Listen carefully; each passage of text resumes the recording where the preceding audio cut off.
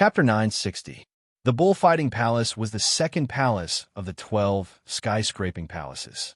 Just like its name, the Bullfighting Palace naturally tested the traditional skill of bullfighting. However, it was different from the bloody Spanish bullfights before the Great Calamity. The Bullfighting Palace didn't require the sword-bearers to stab the bull's body and bleed it to death. What the Bullfighting Palace tested was something you definitely wouldn't expect, and that was to let you put on clothes for the bull. That's right, you didn't see it wrong. It was to let the sword-bearers put on clothes for the bull. The basic layout of the Bullfighting Palace was similar to the Spanish bullfights. It was a large circular venue with rings of spectator stands in the surroundings. Meanwhile, the participants had to stand in the bullfighting arena and put on clothes for the enraged bulls. According to the rules of the Bullfighting Palace, the sword-bearers had to put on 2 bull horns and a specially made vest on the bull's back. At the same time, they had to firmly install a bull saddle. The most ridiculous thing was that the sword-bearers had to put on stockings for the bull's 4 legs. That's right, you didn't see it wrong. They had to put on 4 pairs of stockings for a raging bull. The stockings, made of specially made alloy nylon, could not only withstand the pulling force of over 10 tons, but they could also perfectly display the graceful lines of the bull's legs. Imagine what kind of beautiful scenery it would be when a majestic bull was wearing 2 pairs of black stockings that revealed the luster of flesh.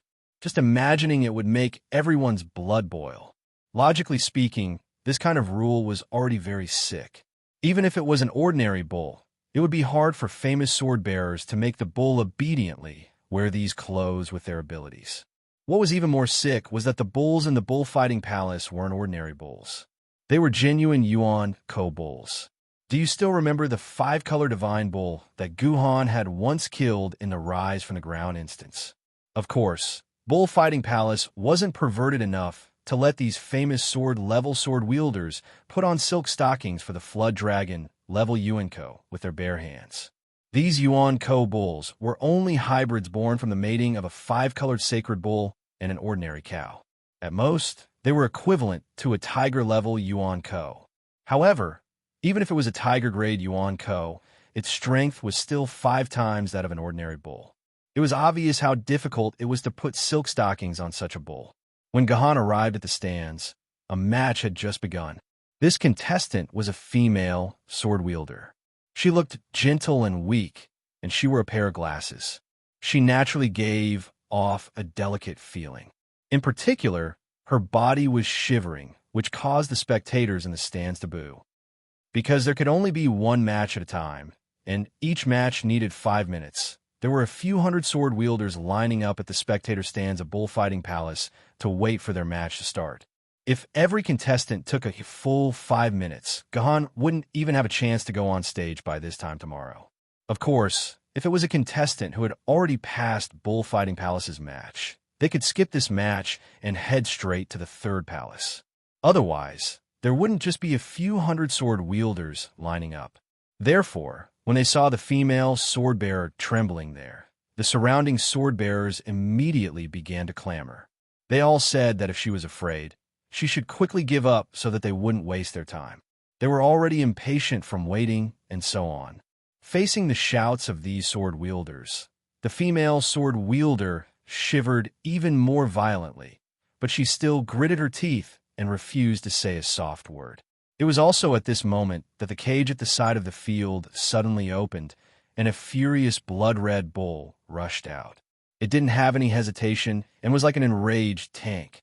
It swung the sharp horns on its head and charged at the female sword wielder. It's actually a Red Bull. It's over. This fellow is going to suffer. I told her to give up just now, but she didn't.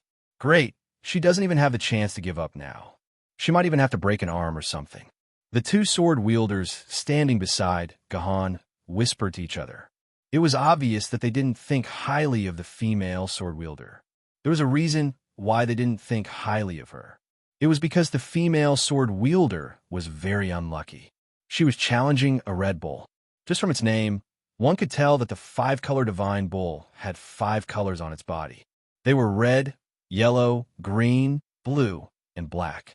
When the 5-color divine bull mated with an ordinary cow, The mixed blood-born wouldn't be able to inherit all 5 colors of the 5-color divine bull. It could only inherit one color. Each color represented a different power, and the corresponding mixed blood bull also had different powers. Red represented absolute power. This bull's power was 20 times that of an ordinary bull and 4 times that of a mixed blood bull. A 10-ton tank was like a light piece of wood in front of this bull.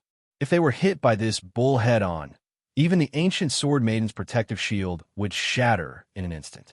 This type of bull was the most difficult to deal with among the 5 types of bulls. Their powerful strength made it very dangerous for other sword bearers to touch them.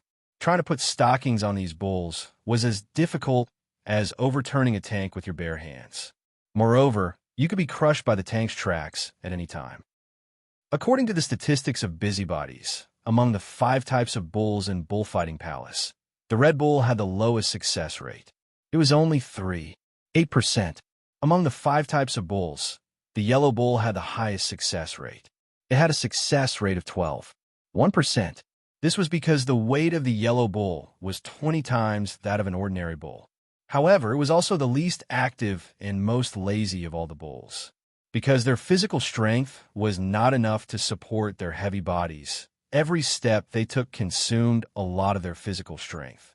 After walking 3 or 4 steps, they would stand still and rest for a while.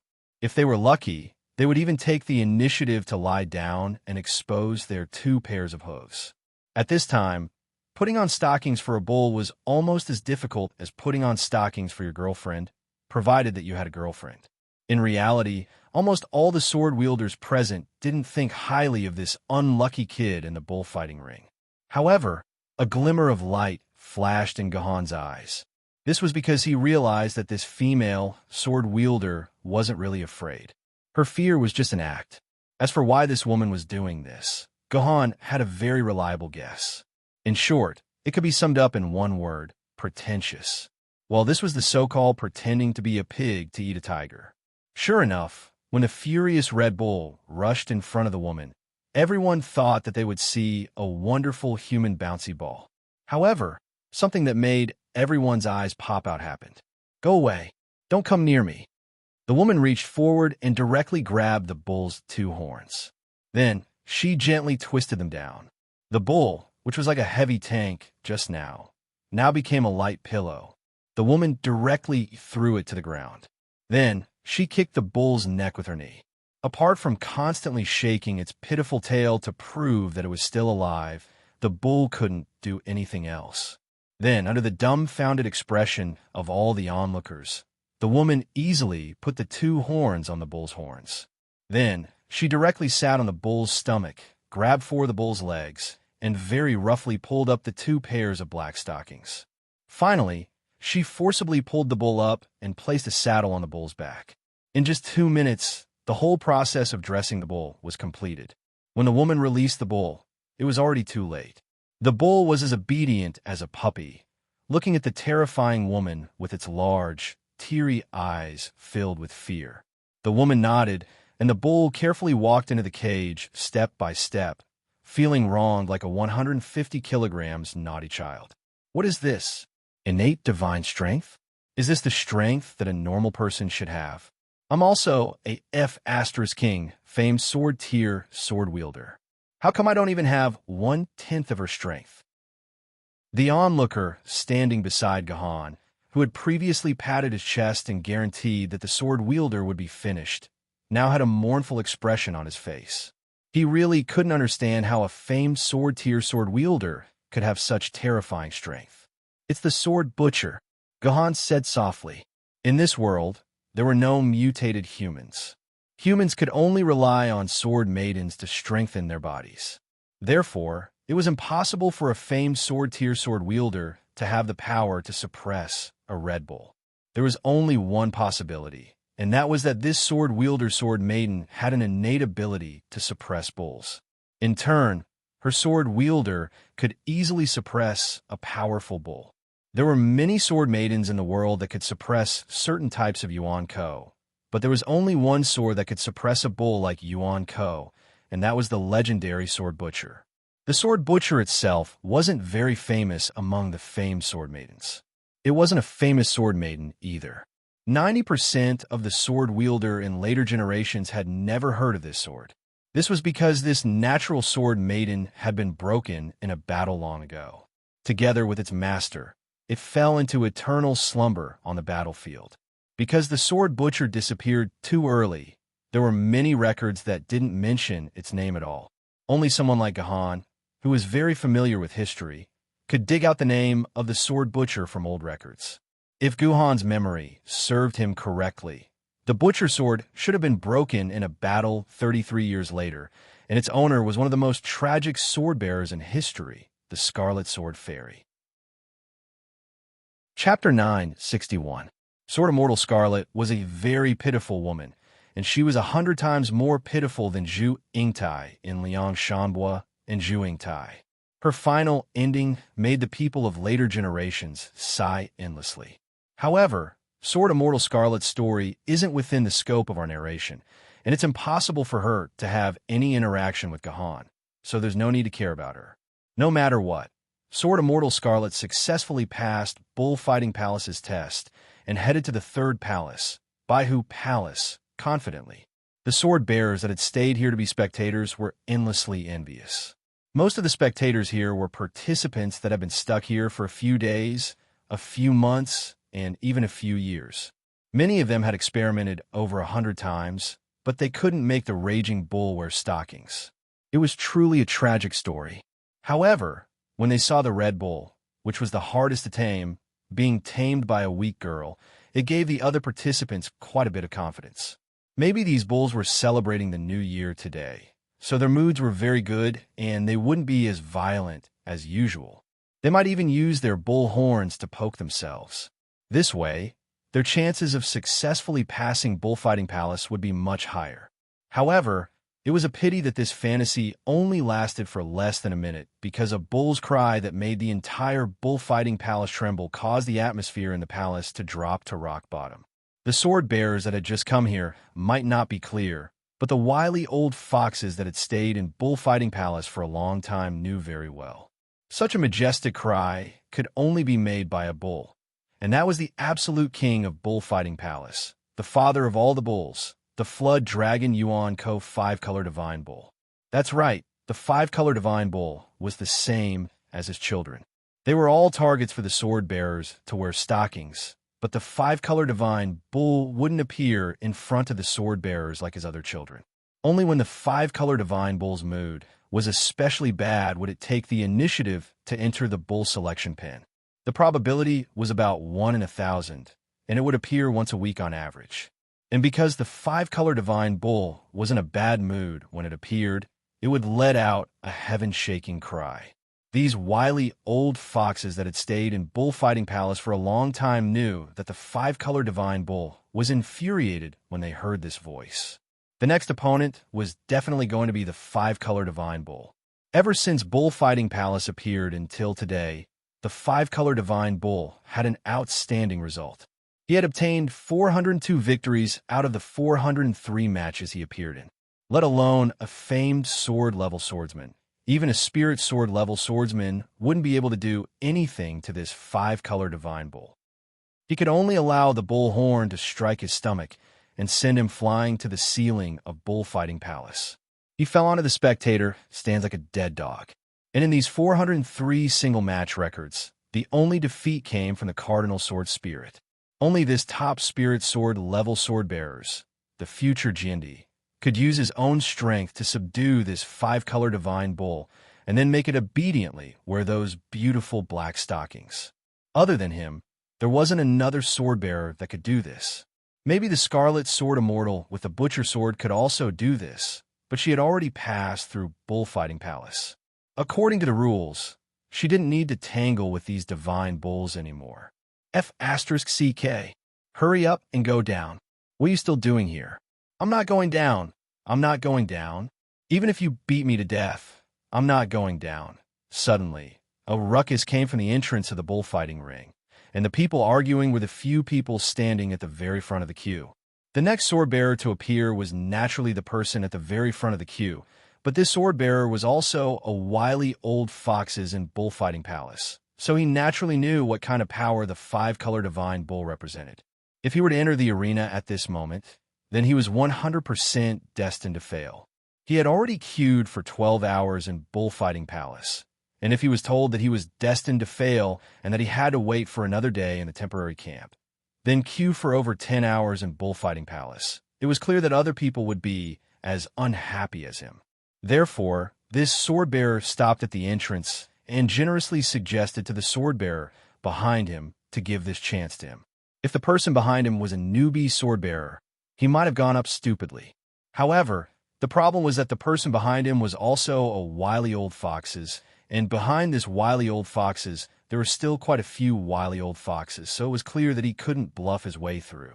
Therefore, the people at the front of the queue started to argue. The person at the very front insisted on not going down, and the people at the back could only unanimously request the first person to quickly go down and not waste everyone's time. Both sides argued for quite a while, and the few sword-bearers at the back said impatiently, "If you don't dare to go down, then F***CK off. Go to the back and queue for another 10 hours." This was supposed to be a threat, but the first sword-bearer raised his eyebrows and said fiercely, "All right then, I am willing to queue for another 10 hours.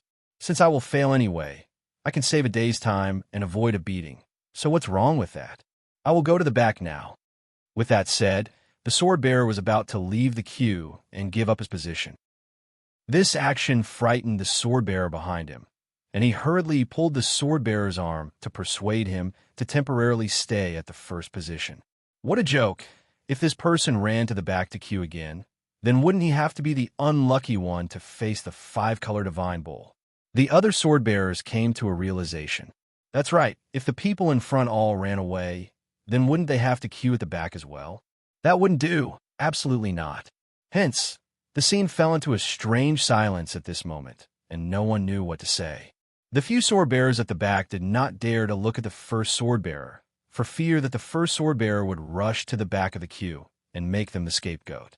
However, the first sword-bearer really could not bear to give up his current position, and he really did not want to have to queue for another 10 hours.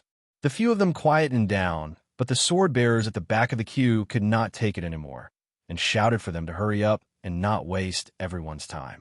After shouting for so long, the first sword-bearer immediately became impatient. He raised his eyebrows and said to the people behind him, "If any of you are impatient, come out. Grandpa will give my position to you, so that you don't have to queue anymore, and you can go down to compete now. How about it?" The one who shouted the most fiercely, "Come down now." Good heavens, everyone shut their mouths, and only a few newbies looked over, not knowing what was going on. Why did no one go up to the first place in the queue? Could there be a conspiracy here? It seems like I'd better not meddle too much. Just as the scene entered an incomparably stalemate, a voice that was like the sounds of nature rang in the ears of all the sword-bearers. "Really? Can you really give the first place to me?" The person who spoke was a very honest-looking young man, and he looked at the first sword-bearer with an honest expression. The first sword-bearer's heart stirred, and he secretly guessed that this might be a newbie that had just entered Bullfighting Palace. He had no idea what that bull moan meant, and thought that he had gotten a bargain. This sword-bearer was delighted, and he immediately nodded his head firmly. He patted his chest and said, "Not bad, brother. I will give you the first place. As long as you are willing, you can go down to compete now. You don't have to queue up slowly anymore." Really? Can it really be like this? This person squinted his eyes and looked at him in a daze. "I'm a newbie. Don't lie to me. How could such a good thing happen to me? There can't be any conspiracy here, right? No way. How can there be a conspiracy?" This sword-bearer got anxious when he heard that, and he instantly patted his chest to guarantee that there was no conspiracy. He then used a profound gaze to look at the other sword-bearers that were queuing up behind him. These wily old foxes immediately understood what he meant. Even though they felt that this might be a little too tasteless, they didn't want to be in stalemate here, so they instantly guaranteed that there was no conspiracy. "How about this? You have to give me some benefits, otherwise I won't go down." It seemed like this honest-looking sword-bearer was also a cunning fellow. He actually asked for benefits right away. "What do you want?" This sword-bearer accepted that he had 10 hours left, and he decided to spend some money to avert the disaster. I also don't know what I want. This sword-bearer rubbed his head. Why don't you give it to me as you see fit? Meow my, look at this fellow's crafty face. Ordinary things probably won't be able to get rid of him. Looks like I have to pay a big price. This sword-bearer smiled bitterly in his heart, and then he took out a stone from his pocket. This stone made Gohan's eyes light up, because this was not an ordinary stone, but a dimensional godstone that would be worth hundreds of thousands of hero coins in the future. Of course, after spending a day with Wang Jiqiang, Gohan already knew that although the dimensional godstone was not very valuable in this era, it was not very cheap either. A dimensional godstone's value in 1,000 years was equivalent to a Boeing 747, and in this era, it was about the same as a Wuling light van. Is this very valuable? Gohan deliberately put on a look of disdain as he looked at the dimensional godstone. My boss, can't you see that this is not an empty dimensional godstone?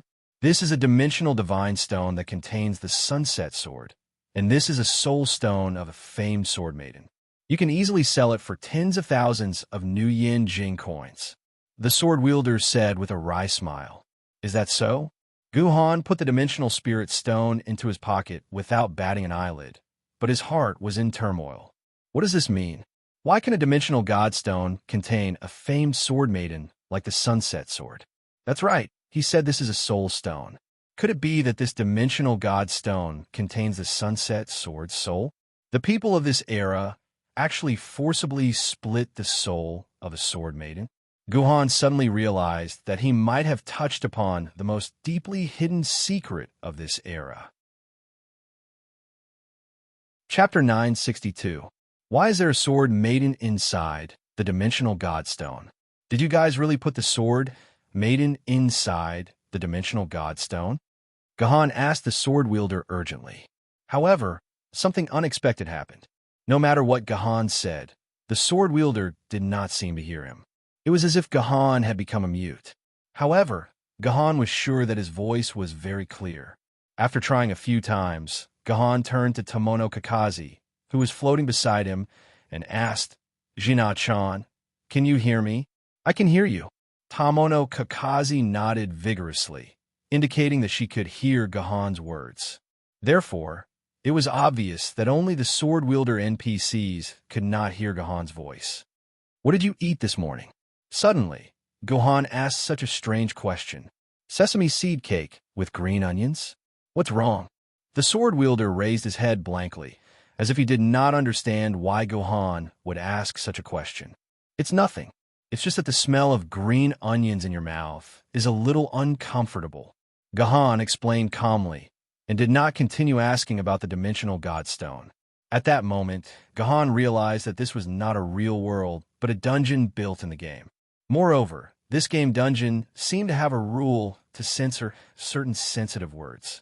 It was just like how the author of Qidian would clearly type in a novel, but the readers would see an asterisk instead.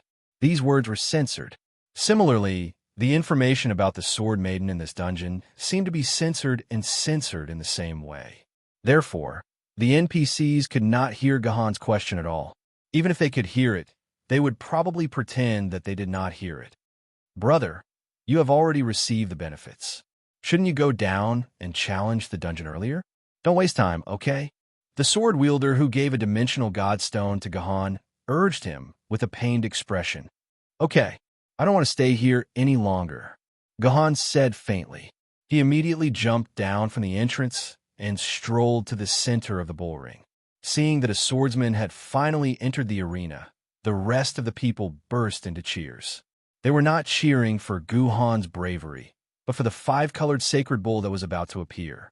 They were very much looking forward to seeing the sword wielder get knocked into the air by the five-colored sacred bull and fall to the ground like a dog eating mud. When Gohan entered, the gate that had not been opened for a long time finally opened slowly, and a five-color divine bull appeared in Gohan's field of vision. However, unlike what Gohan had guessed, the five-colored sacred bull wouldn't directly charge at Gohan. Instead, it swung its tail and walked out leisurely, looking like a five-colored sacred bull leisurely eating weeds in the field. TSK, TSK. The five-colored divine bull is still so carefree. The five-colored sacred cow's leisurely reaction did not seem strange to the other sword-wielding spectators. On the contrary, it seemed like a normal thing to them. Yes, this is probably the mentality of a lonely expert, another sword wielder said enviously. This also made Gahan roughly understand why the five-colored sacred bull was so leisurely. It seemed that the five-colored sacred bull had won so many times that it didn't care about the sword-wielding spectators at all, so it seemed especially leisurely. It was like if your opponent was a 3-year-old child, you couldn't just go up and punch him. Instead, he would leisurely walk around the 3-year-old child a few times and say a few words to tease the child. Then, he would use his hands to poke, pinch, pat the child's butt, and pull the child's poor little brother. He would use this kind of teasing attitude to deal with his opponent. In the eyes of the five-colored sacred bull, Gahan was almost like a 3-year-old child. But then again, if the five-colored sacred bull was so calm, why did it roar so angrily just now? Could it be that the five-colored sacred bull simply wanted to tell the onlookers outside, "There's a loud bang in the sky, and I'll shine brightly? Come on, hurry up. I'm in a hurry." Gahan waved his hand to the five-colored sacred bull, as if the five-colored sacred bull wasn't some powerful Yuan Ko, but a kitten or puppy at home. However, the five-colored sacred bull ignored Gahan's greeting and continued to stand there leisurely, wagging its tail. It seemed that the five-colored sacred bull was in a particularly good mood today. Since the five-colored sacred bull didn't take the initiative to rush toward Gahan, then Gahan could only walk over by himself. When the other sword-wielding spectators saw this scene, they couldn't help but widen their eyes, thinking that this newbie was really a newborn calf that wasn't afraid of tigers. He was already lucky that the five-colored sacred bull didn't take the initiative to attack him. Now, it actually took the initiative to approach the five-colored sacred bull. Didn't it know that the five-colored sacred bull could easily send him flying with its horn? Seeing that Gahan was gradually approaching it, the five-colored sacred bull no longer put on a leisurely look, and the solid beef on its body began to bulge. Looking at the beautiful shape of the beef, if it was made into coriander beef, it would definitely taste good. Okay, the five-colored sacred bull is finally going to attack. Amidst the cheers of the onlookers, the five-colored sacred bull's hooves rubbed against the ground, and then it rushed toward Gahan at lightning speed. Seeing the five-colored sacred bull rushing toward him, Gahan clenched his hands slightly. According to Gahan's original plan, he was going to find a flaw when the five-colored sacred bull rushed over, directly put it on the ground, and then quickly put that damned sexy black stockings on it. Unexpectedly, when the five-colored sacred bull approached Gahan, it suddenly stopped, and before Gahan could make a move, it took the initiative to lie on the ground and stretched out its 4 hooves that were wrapped in 5 colors like lollipops. Then, it obediently pointed its 4 hooves at Gahan, as if telling Gahan to hurry up and put the stockings on it. Could this 5-colored sacred bull be secretly showing weakness, and then plan to hit me when I get close? Seeing this scene, Gahan couldn't help but make such a guess. But on second thought, this 5-colored sacred bull didn't seem to have such intelligence, and more importantly, even if it had such thoughts, it couldn't hurt Gahan at all. The moment its 4 hooves were ready to attack, Gahan could cripple its hooves. As the saying goes, those who are skilled are bold. Gahan pondered for a moment before calmly walking up. Then he calmly put on 2 pairs of specially made sexy black stockings from the cow's hooves. In the process of putting on the stockings, he tried to make the leather of the bull's legs fit the stockings as much as possible. And at the same time, he carefully smoothed out some wrinkles on the stockings, so that the 4 stockings fit the 4 bulls' legs in the most perfect posture. Someone once said that stockings were the most beautiful invention in the world. Even the ugliest woman could display a unique charm when she wore stockings.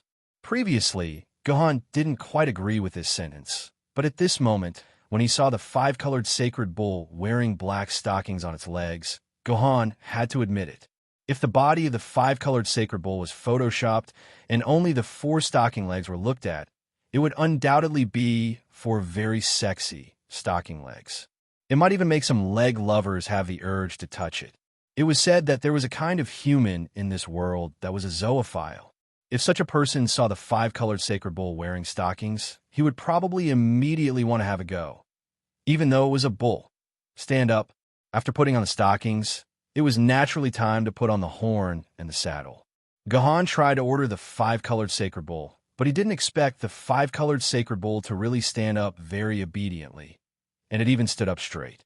Sigh, these were really 4 stocking legs that would make many girls feel ashamed, but they were growing on the body of a bull. Do you know me? Gahan directly put the saddle on the back of the five-colored sacred bull, and when he was about to put on the horn, Gahan finally couldn't help but ask the five-colored sacred bull, "Moo." The five-colored sacred bull let out a gentle cry. At the same time, it blinked its bull eyes at Gahan. It was clearly answering Gahan that it didn't know Gahan. This was very interesting. Gahan had never encountered the five-colored sacred bull in real life. Coincidentally, the only time Gahan encountered the five-colored sacred bull was in a dungeon. That was the Rise from the Ground dungeon that Gahan had previously completed. In that dungeon, Gahan had indeed slaughtered a bull of the five-colored sacred bull. Could it be that this five-colored sacred bull was actually the five-colored sacred bull from that dungeon? Logically speaking, this was impossible. How could the five-colored sacred bull appear in 2 dungeons at the same time? Moreover, the five-colored sacred bull had already died under Gahan's sword and became a delicacy for the construction workers in Yuzhong City. How could it appear in the 12 Heavenly Palaces dungeon again? However, after the five-colored sacred bull appeared, all kinds of special reactions told Gahan that it did indeed recognize Gahan, and it was very likely that it was the five-colored sacred bull. If you're the five-colored sacred bull that I killed, then please blink your eyes 3 times. Gahan decided to confirm with the five-colored sacred bull. If the five-colored sacred bull could really understand him, then it would definitely be able to answer his question. Moo!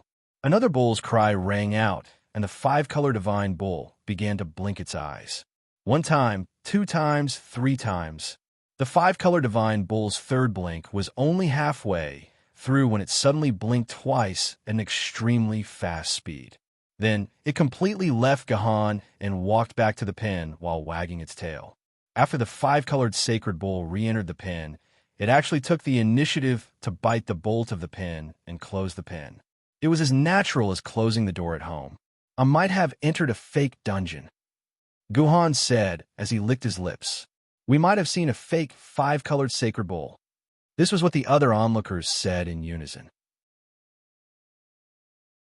Chapter 963. This isn't fair. This five-colored sacred bull must be sick. Seeing that Gahan had successfully completed the task, a sword-bearer said loudly with great dissatisfaction. This sword-bearer was the one who had just been extorted by Gahan of a dimensional spiritual stone. As the saying goes, if you spend money, you have to listen to the sound of it. The reason why this sword-bearer was willing to give Gahan a dimensional spiritual stone was that he felt that Gahan was helping him solve the problem. Only when Gahan was sent flying by the bull's horns would the price he paid be worth it. Therefore, this sword-bearer was looking forward to seeing the scene of Gahan being sent flying. However, he never expected that this five-colored sacred bull was a sick one. It was as obedient as a kitten or puppy. In less than a minute, Gahan successfully completed the challenge. This made the sword-bearer regret it. This opportunity should have been his. If he had been more courageous and directly entered the bull ring, then he would have easily completed the task. But in the end, not only did he not complete the task, but he also lost a dimensional spiritual stone. No matter how he thought about it, it was a losing deal. Therefore, when he saw that Gahan had completed the task and was about to leave, he immediately shouted angrily. However, his anger was useless. Gahan didn't pay attention to him at all. Instead, he left the bullfighting arena's exit in a carefree manner. From beginning to end, he didn't even look at the sword-bearer. This silent ridicule made the sword-bearer even angrier. However, no matter how angry he was, the challenge still had to continue. After Gahan left the bull ring, the next challenge was about to begin. Moo! The familiar, earth-shattering sound came from the bullpen again.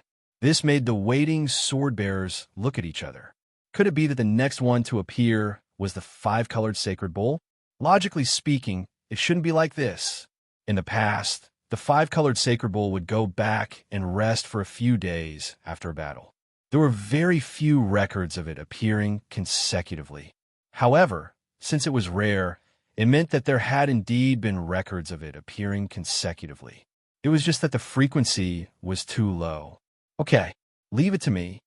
The eyes of the swordsman who had just scolded Gahan lit up. Since the five-colored sacred cow was sick today, didn't that mean his chance had come? Would he be able to pass through Bullfighting Palace as easily as that person?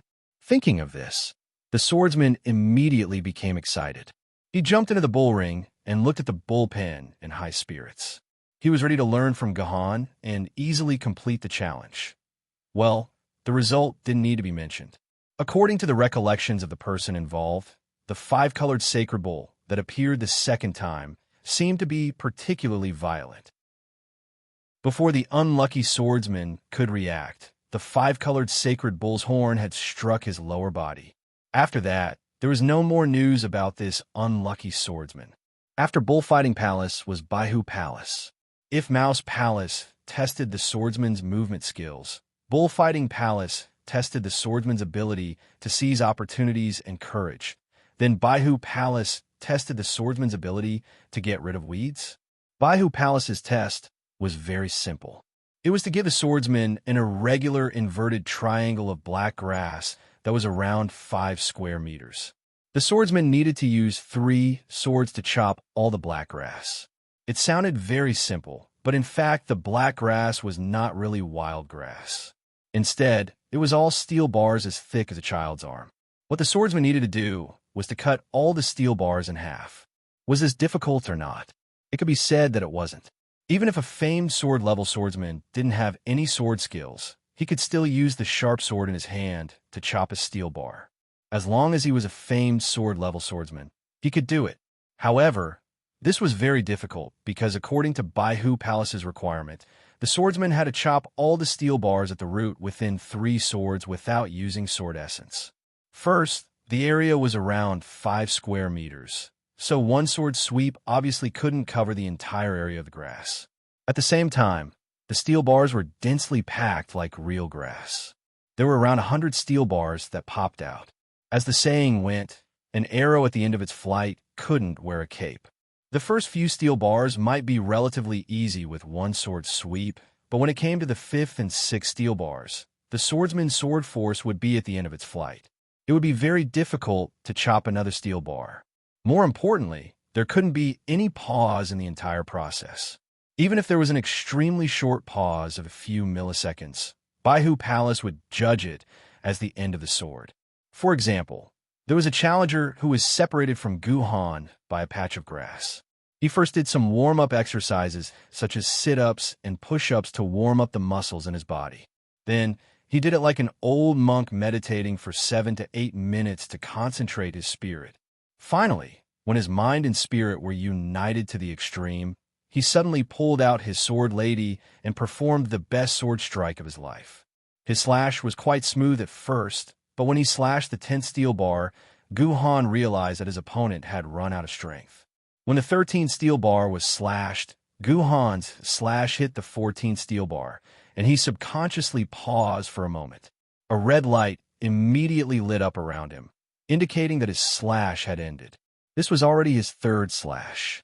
The first 2 slashes had severed 18 and 17 steel bars respectively. Adding the 14 steel bars now, it was less than half of the total number of steel bars. The dense forest of steel bars was still growing on the ground. It was obvious that the sword bearer had failed the test. Why? Why do you have to set such an insane test?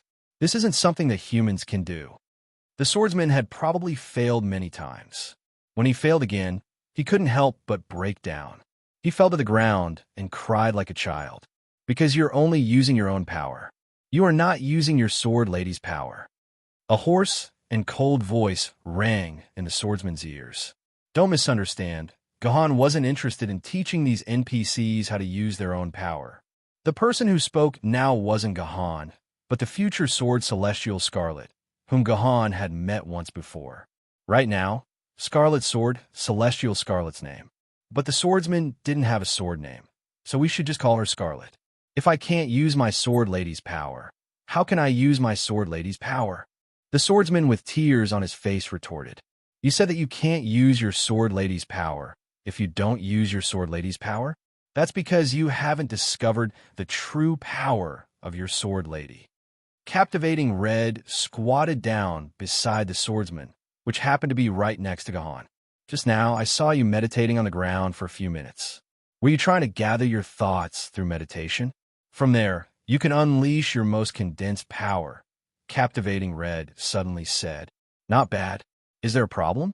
The sword wielder narrowed his red eyes and asked. Of course it's not wrong. However, you've only condensed your own power. Although this sword strike was unleashed through the Sword Maiden, it's actually still using your own power. This is a big mistake. You should have integrated your own power into the Sword Maiden, and then slashed out this sword together with your own Sword Maiden. That way, you would have been successful in every endeavor. After saying this, Captivating Red suddenly pulled out her Sword Maiden and pressed the blade against her forehead. It was as if she was fusing something with the blade. Her aura and the sword's aura fused together, continuously rising and rising. Finally, when this aura reached its peak, Captivating Red slashed out without hesitation. In the blink of an eye, Captivating Red's Sword Maiden returned to its sheath. A gentle breeze blew past, and the rebar grass in front of her fell to the ground like chopsticks on a table. Half of the rebar grass was swept away in an instant, revealing the pinkish, flesh-colored soil underneath. Then, Captivating Red repeated the sword technique she had just used and cut off the other half of the rebar grass. However, because of the shape of the grass, Captivating Red couldn't cut off half of the rebar grass like before. She could only cut off the remaining rebar grass twice. However, this didn't affect anything. Captivating Red had already reached the standard required by Baihu Palace. She cleared off the rebar grass in 3 strikes, and not a single vertical rebar remained. Amazing! The swordsman stared at Captivating Red with eyes full of admiration and envy. He sincerely hoped that Captivating Red could become his master and learn such a sword technique. I'm not fit to be someone else's master. I'm here to find my master. Captivating Red spoke plainly to the swordsman. Then what kind of person is fit to be your master? The swordsman asked curiously. Do you even need to ask? Captivating Red rolled her eyes at the swordsman. Of course, it's the creator of the 12 skyscraping palaces, the powerful, fleeting Jindy. Only someone like him is fit to be my master. I see. The swordsman bowed respectfully to Captivating Red and left the Baihu Palace happily. He made up his mind that he would continue to challenge the Baihu Palace and try to master the swordsmanship that Captivating Red spoke of. What? Do you want to be my disciple as well? Captivating Red turned to look at Gahan after sending off the swordsman. Captivating Red had long since noticed that the man was staring at her. He was obviously a man who admired her swordsmanship and wanted to be her disciple. Chapter 964. Gahan didn't say anything and just looked at the rebar grass in front of him. Yin Hong then realized that the rebar grass in front of the sword wielder had already been shaved off. What was curious was that the land under the steel forest was pink with a hint of yellow. There was a slight bulge in the middle of the triangular land that looked like a small steamed bun. Oh, you are quite capable, Yin Hong muttered and then shifted her attention away from Gahan. She turned to look at the rebar grass that had been shaved off and fell into deep thought. She couldn't help but mutter to herself. Strange, the mouse palace is full of mice. The bullfighting palace is full of cows. But why isn't there a single tiger in the Baihu Palace? You don't have hair on your mouth, so you aren't reliable. Gahan leisurely walked to Yin Hong's side and said, You don't have hair on your mouth, so you aren't reliable? What does that mean?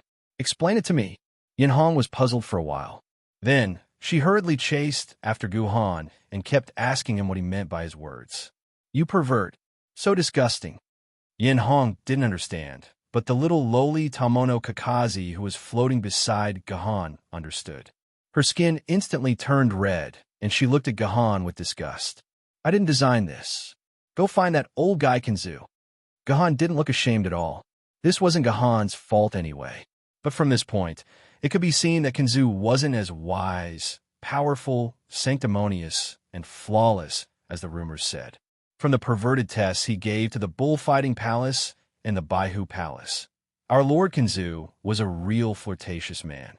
After going through the first 3 palaces, Gohan was filled with curiosity about the following tests. He didn't know what kind of strange test Kinzu would come up with. I believe everyone understood after seeing this. From the names of Mouse Palace, Bullfighting Palace, and Baihu Palace, it was obvious that the 12 skyscraping palaces were named according to the order of the 12 zodiac animals. Naturally, the 4th palace was a test named after a rabbit, and the 4th palace was called the Red Rabbit Palace. This was an interesting name, because although the Scarlet Rabbit had the word rabbit in it, it was not a rabbit at all, but a precious horse.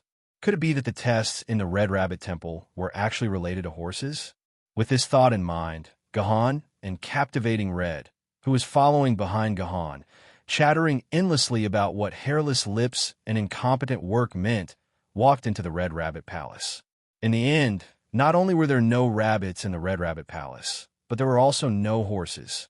The entire palace was isolated by pieces of red cloth. Standing at the entrance, Gohan and Captivating Red couldn't see what kind of test was in the Red Rabbit Palace. However, Gohan was sure of one thing, and that was that the test was definitely extremely painful. Because of the red cloth, Gohan and Captivating Red could clearly hear painful howls from the depths of the palace. It was the sound of a human, a sound that could only be made when a person was in extreme pain, suppression, and madness. Just the crazy trembling of the syllables allowed Gahan and Captivating Red to understand what kind of pain and torture the owner of the voice was going through. What exactly is the Red Rabbit Palace testing? Gahan didn't understand, but he wasn't afraid. He acted as usual. However, Captivating Red, who was beside Gahan, was different. From her trembling skin, Gahan could clearly see how scared and fearful she was. Clearly, Captivating Red knew what the test in the Red Rabbit Palace was all about. Although Gahan really wanted to ask Captivating Red what the test in the Red Rabbit Palace was, when he thought of how indifferent he was to her earlier, Captivating Red probably wouldn't tell Gahan the secret of the Red Rabbit Palace. However, it didn't matter. No matter what the test was, Gahan could only walk forward. Even a woman like Captivating Red had the courage to face such a test, let alone a man like Gahan who thought highly of himself. Contestant, please follow me. A human attendant appeared in front of Gahan and spoke to Gahan as he flipped open layers of red cloth. This was the first time Gahan had seen another human in the 12 skyscraping palaces. From the way the attendant walked, it was obvious that he was just an ordinary human. He was most likely someone who worked in the 12 skyscraping palaces for a long time. Under the attendant's guidance, Gahan passed through layers of red cloth and finally stopped in a room that was surrounded by red cloth. Gahan looked around the room and noticed that there was a wooden wardrobe on each side of the room. In the middle of the room, there were 2 cylindrical glass cabinets made of transparent glass that were more than 2 meters tall. There was a round hole on the top of the glass cabinets. The 2 glass cylinders were connected by a few glass plates. The overall design looked like a pair of binoculars. Contestant, please remove your clothes and enter the cupboard naked. Adjust the lift at the bottom so that your neck can be exposed from the cabinet and you can begin the test, the attendant said to Gahan. Although Gahan did not know what the attendant was up to, he did not hesitate to remove his clothes and put them into the cabinet along with all his sword maidens. Then, Gahan entered the glass cabinet according to the attendant's instructions and stuck his head out of the round hole at the top. This way, Gahan was standing in a bucket of binoculars. There's a bucket here. Could it be that there's another person locked inside like me? As soon as Gahan thought of this, the question was confirmed. This was because Yin Hong was immediately led into the room that Gahan was in by the attendant. Yin Hong, who entered the room, suddenly saw Gahan's naked body through the transparent glass.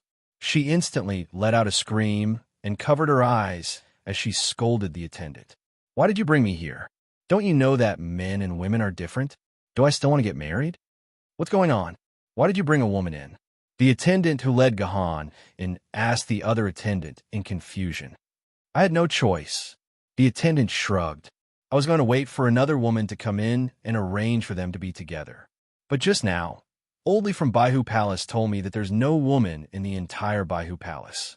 Maybe I won't be able to find a pair for this woman even after waiting for 7 to 8 hours. So, I could only bring her in. Then, the attendant patted Yen Hong's shoulder. Didn't I tell you that there's a special situation? Also, you told me that you don't mind. If you can't accept the test of a man and a woman, then you can wait at the door. When the next woman appears, I'll arrange for the two of you to take the test. Do I have to wait for 7 to 8 hours? Yen Hong bit her lips. She couldn't help but recall the time when she queued in Bullfighting Palace for more than 10 hours. She immediately made a decision. It's fine. I can accept the test. Then there's no problem. The attendant shrugged. Just like this man. Take off your clothes and get in. You can adjust your height by using the lift at the bottom. Can I wear the underwear? Yen Hong asked hesitantly. Of course not. The attendant answered without hesitation. This is a rule set by Sword Emperor Lun Yen. You have to be naked when taking the Scarlet Rabbit Palace's test. You cannot have anything on you. Otherwise, you will automatically fail the test. But that's for 2 women. I'm with a man right now. Yen Hong raised her voice. Then wait at the door. There are only 2 ways to go back. Do as you see fit. The attendant flung his sleeves angrily and left the room with the other attendant. She pulled the other waiter out of the room, leaving only Yen Hong and Gu Han in the awkward room. Take off your clothes. If you don't get in within 3 minutes, I'll consider it as a failure. The waiter's annoying voice came from outside the red cloth. Yen Hong had no choice but to place her trembling hands on her collar. At the same time, she glared fiercely at Gu Han and threatened, Don't look at me. Gu Han couldn't be bothered with this woman. He just stared at Yen Hong with his eyes wide open. Pervert, Yen Hong wailed, but there was no better way. She could only bite the bullet and take off her clothes bit by bit.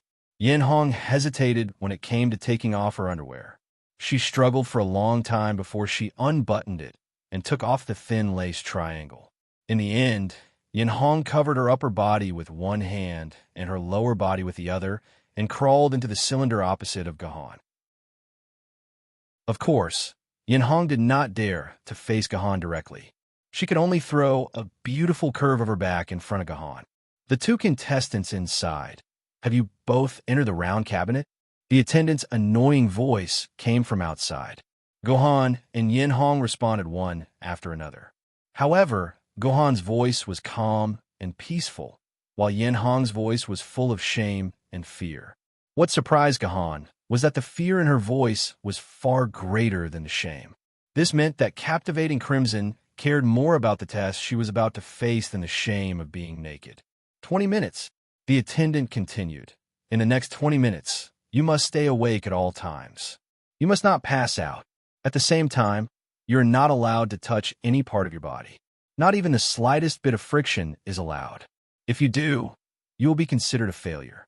At the same time, you are not allowed to harm any life that appears in the round cabinet. If you kill any life, you will also be considered a failure. What does that mean? What does it mean that I'm not allowed to harm the life that appears in the round cabinet?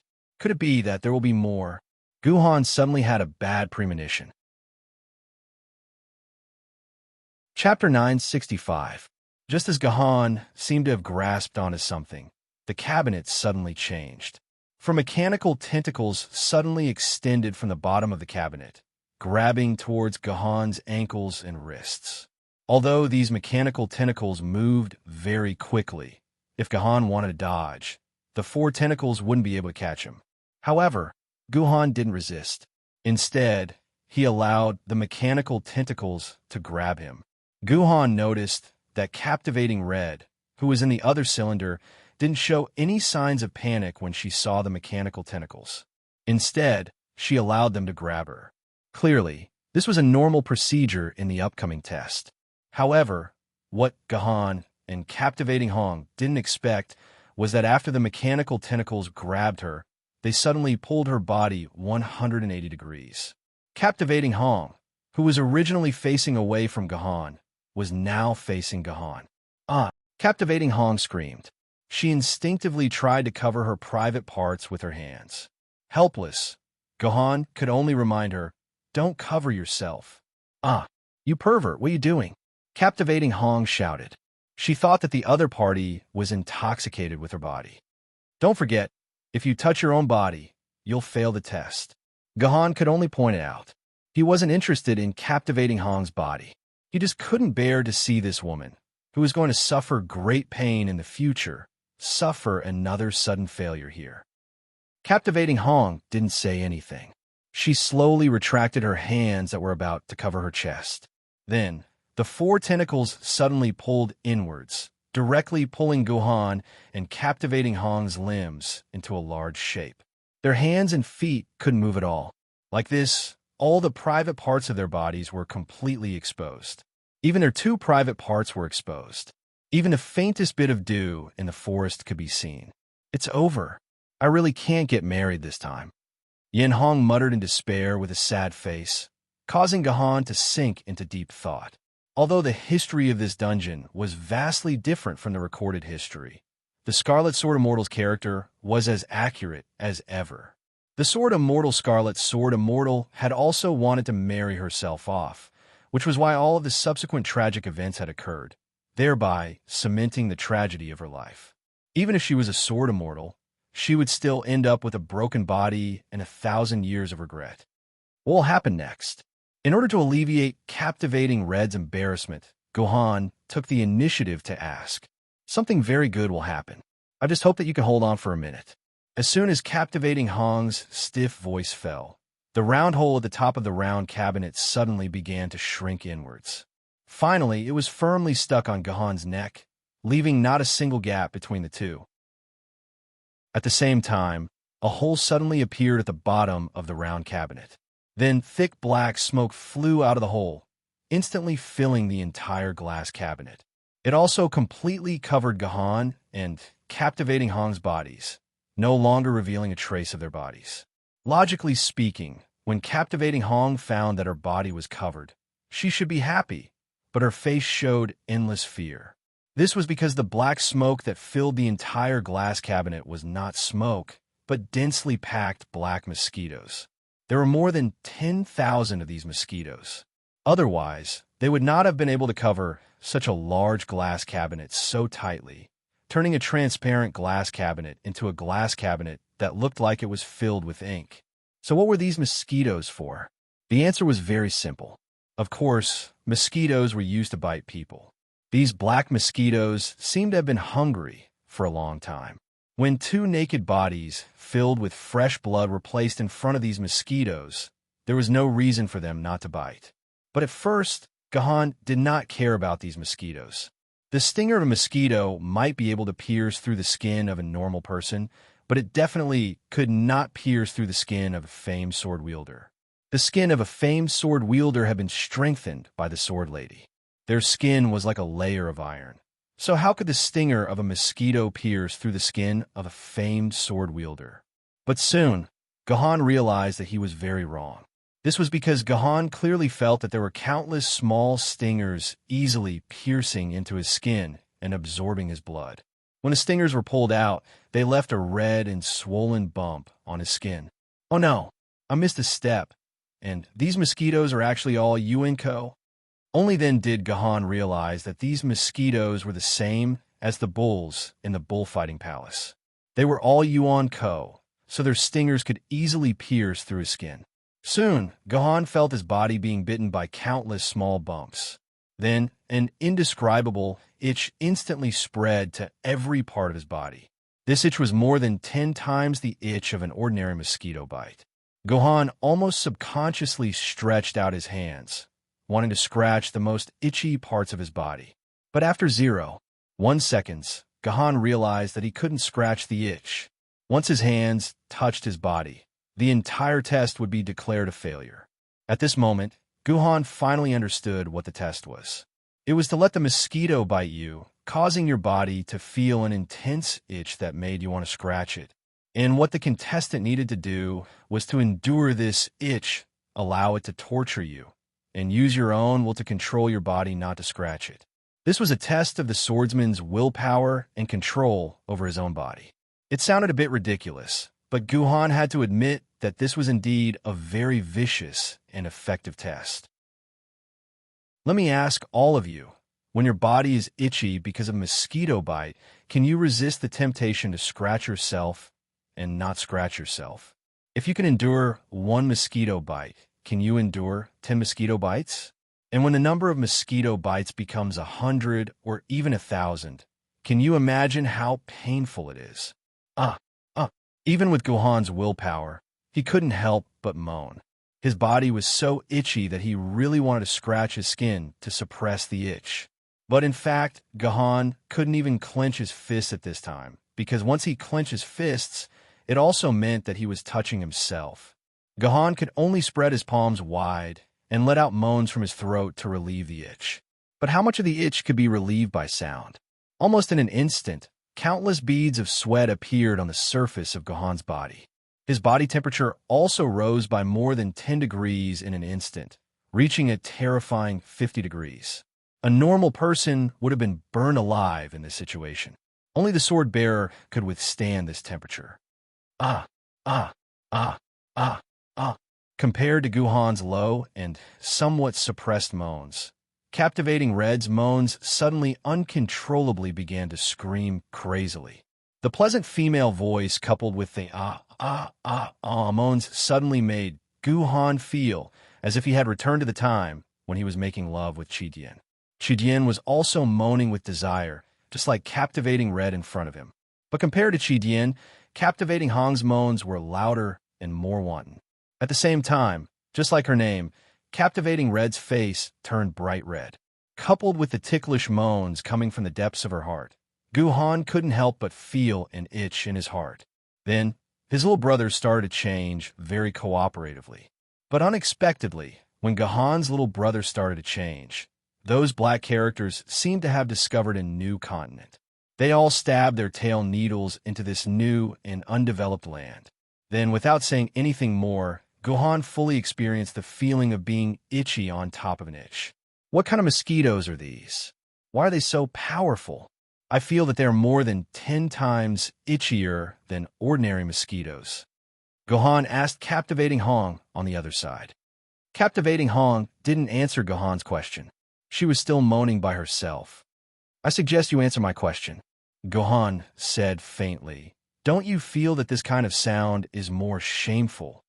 Captivating Hong's voice stopped abruptly. After a moment of silence, she replied with difficulty, these are Wendaoist's blood-black mosquitoes. Each of them is a mouse-level Yuan Ko. They are 20 times itchier than ordinary mosquitoes. So they're Wendaoist's mosquitoes. Information about Wendaoist immediately appeared in Guhan's mind. This was a very vicious Yuan Ko that appeared in this world in the early period of the apocalypse. This Wendaoist original body was a blood-black mosquito, so he raised tens of millions of children and grandchildren in his body. These tens of millions of blood-black mosquitoes needed to suck the blood of 1,000 humans to keep themselves alive. Therefore, these blood-black mosquitoes became one of the most terrifying killers of humanity. Every day, thousands of humans were sucked dry into a mummy, becoming nourishment for these blood-black mosquitoes. In order to eradicate this vicious Yuanko, the sword ancestor, who is only at the spirit sword rank, found the fallen rank Yuanko, Wendaoist. After a great battle, the sword ancestor killed this sinful guy who was at a higher level than him, eliminating a great threat for the human race. The blood-black mosquitoes were completely extinct. From then on, there was no record of blood-black mosquitoes in the human world. Unexpectedly, although when Daoist died, his children and grandchildren were raised by Kinzu, and now they became the murderers who tortured Guhan and Captivating Hong. Chapter 966. Every inch of Guhan's body was filled with desire, and every cell on his skin was calling out to Guhan. These damned mosquitoes seemed to be able to burrow into Guhan's body through his skin, then fly up along the nerves in his body step by step, and finally gather in Guhan's brain. Guhan only felt that his mind had been filled with mosquitoes, as though he had fallen into an endless hell. He wished he could peel off his skin and hollow out his brain in order to alleviate this endless itch. What was even more frightening was that his hands and feet had been tied up. A normal person only needed a scratch or even caress to relieve the itch, but Guhan had no way to deal with it.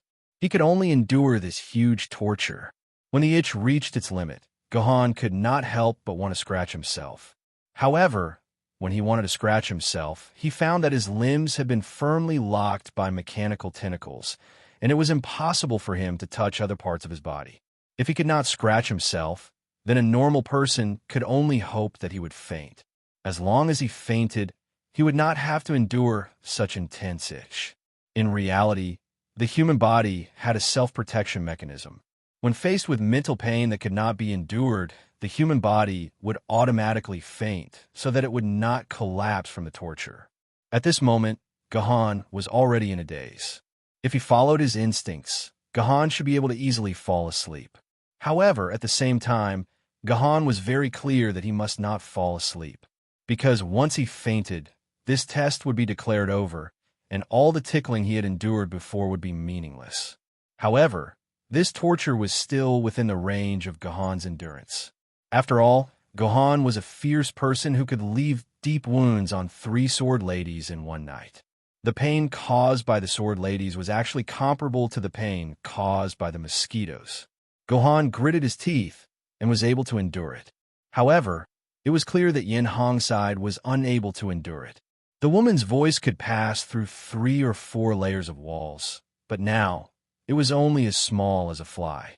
At the same time, her eyes were so squinted that she could not open them, and it was obvious that she was about to faint. Enough. It's not like she can make it to the 12 palaces, so I'll just let her stay here and suffer less, Guhan thought. He didn't want to wake Yin Hong up. However, he did not expect that after more than 10 seconds, the scream that sounded like a pig being slaughtered once again exploded in Guhan's ears.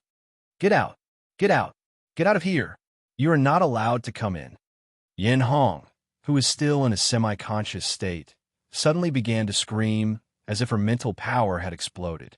She kept shouting in horror, "Get out! Don't come in! Enough! Don't you think it's a little too late to call me out? Besides, I definitely won't go out." Guhan instinctively thought that Yin Hong was calling him out. This made Guhan, who was already in a bad mood after being bitten by mosquitoes, even more unhappy. "No, I'm not asking you to get out." Yin Hong looked like she was about to cry. "I'm asking the mosquitoes to get out. The hole under our feet that the mosquitoes flew in has been closed again. Even if the mosquitoes want to leave this glass cabinet, they can't do it. What's the point of screaming like that?" Guhan couldn't help but roll his eyes at Yin Hong. Wasn't this person a little too naive? It wasn't even 20 minutes yet. How could the mosquitoes be recalled? "I'm not asking the mosquitoes to leave this cabinet. I'm saying. Yin Hong suddenly stopped, unable to say what she wanted to say for a long time. Instead, her whole face turned red, and a shy expression appeared on her face. Wait, this woman can't mean that. Guhan suddenly thought of a possibility. Did the mosquitoes crawl into the cabinet? Guhan asked. Yin Hong didn't say anything, but her silence only confirmed Guhan's question. Obviously, the deeper part of her body had been invaded by the mosquitoes. What should I do? Anyway, the matter had already been guessed by Guhan, so Yin Hong didn't care about the question of embarrassment. She desperately asked Guhan, "Those damn mosquitoes bit me a few times inside. I'm now. How is Yin Hong now?" Yin Hong not only itched on the outside, but also on the inside of her body. The skin there was more delicate than the skin outside, so the itch was naturally more than 10 times stronger than the skin outside. Yin Hong only felt that there was a raging flame burning inside her body, and this flame was constantly roasting the inside of her body, roasting out the moisture in her body bit by bit, and then dripping outside, forming a small pool of water that was neither too big nor too small. "Bear with it," Guhan said lightly. Yin Hong was so painful that she was about to cry. "Is there no other better way? Actually, you should be happy." Guhan licked his dry lips. This way you won't pass out. Thanks to Yin Hong, Gahan felt that his attention and imagination had been completely diverted to another place, and Gahan probably wouldn't pass out. After the mosquito invasion, both Gahan and Yin Hong clearly felt that time was much better than before. Although this brought Yin Hong a great sense of shame, this sense of shame collided with the huge itch, which made Yin Hong feel that time was not so difficult to bear. This also made Yin Hong feel a little glad about such a shameful thing, and this little joy made Yin Hong feel even more ashamed. If the rest of the time passed like this, Yin Hong felt that she could continue to hold on until all the time was over. But about 10 minutes after the test began, an unforeseen event happened. In an instant, the 4 mechanical tentacles that bound Gahan's hands and feet loosened, then quickly returned to the bottom of the glass cabinet, and freedom was returned to Gahan. Logically speaking, this should be a good thing. After all, no one would want their hands and feet to be tied up. But in fact, when Gahan regained his freedom, Gahan's heart skipped a beat. He knew that a more terrifying test was coming. The moment Gahan fell on the glass cabinet, his hands were freed, and he instinctively wanted to scratch his itchy chest. But before he could move, his hands were stopped by Gahan, because Gahan knew that he could not do that. Previously, both Gahan and Yin Hong's hands and feet were bound by the mechanical tentacles. Although this greatly restricted Gahan's and Yin Hong's freedom, it also gave Gahan and Yin Hong a benefit. That was, Gahan and Yin Hong could not move their hands and feet freely. Even if they wanted to scratch themselves, it was impossible. On the contrary, they could constantly struggle with their hands and feet to offset part of the itch. Compared to the benefits they gained, losing a bit of meaningless freedom was not a big deal. But when freedom returned to Gahan's hands, Gahan deeply realized how wonderful those mechanical tentacles were. Previously, because he was bound by the mechanical tentacles, he was destined to be unable to use his hands. So Gahan did not think about scratching himself. But once he regained his freedom, when the Gahan could scratch his itch, this problem would become even more serious. When one's body itched unbearably, when one knew that a gentle scratch could relieve the great pain, could one still resist the urge to scratch himself? As long as he scratched himself gently, all the itchiness would be suppressed, and he would obtain a great sense of satisfaction. He would feel as if he was floating in the air. When his limbs were bound, this temptation was not obvious enough, but once his limbs were freed, the temptation to scratch himself instantly slapped at Gahan like a turbulent wave. However, Gahan's mind was very clear. The attendant from Red Rabbit Palace had said it clearly. He would not allow himself to take the initiative to touch any part of his body. Once he touched any part of his body, the challenge would immediately be declared a failure, and all his previous efforts would come to an end. Therefore, at this moment, Gahan understood that freeing his hands and feet was not a good thing. Instead, it was an even greater test. Previously, Gahan only had to endure the torture of the itch, but now, Gahan had to endure the test of the desire to scratch himself from the depths of his heart. This was equivalent to enduring 2 tests at the same time. One came from the outside world, and the other came from his heart. It was obvious that the desire that came from the depths of his heart was harder to endure than the torture from the outside world. This was a common principle since ancient times. Humans were very strange creatures. Their hands were clearly under their control, but most of the time, their hands were not under their control at all. Since ancient times, it was very difficult for humans to use their rationality to control their hands. Most of the time, it was their own desires that controlled them. It was just like how you knew that drug addiction and gambling would ruin your family, but you would still throw yourself into it without a care for your own safety. If you wanted to quit drugs, you had to go to a forced detoxification center. If you wanted to study well, you had to be taught by your parents. You had to force yourself to finish your winter vacation homework in the last few days of the winter vacation.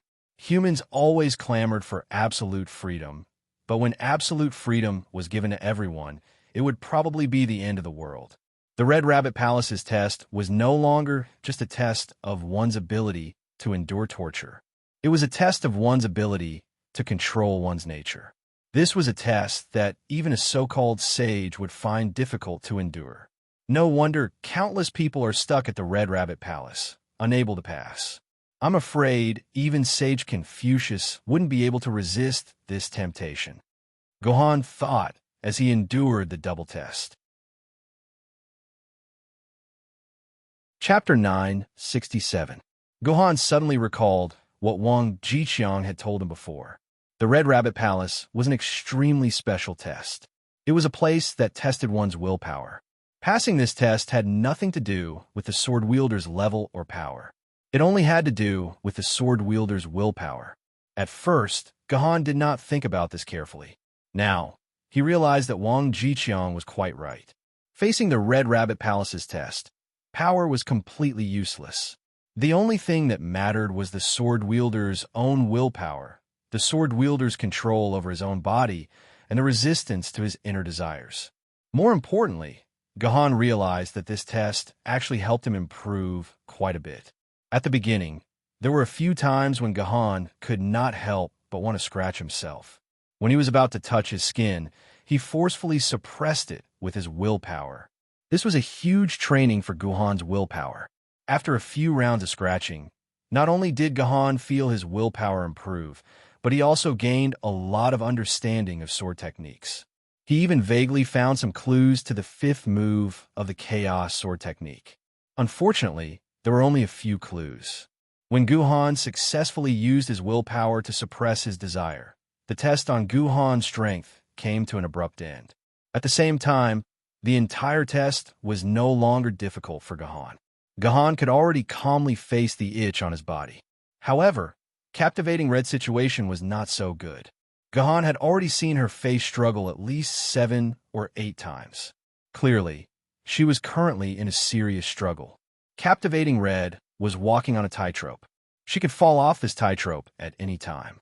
Of course, this had nothing to do with Gohan. She was just an NPC. Help me! Help me! Suddenly, Captivating Red raised her head and looked at Gohan with a pleading gaze. How do you want me to help you?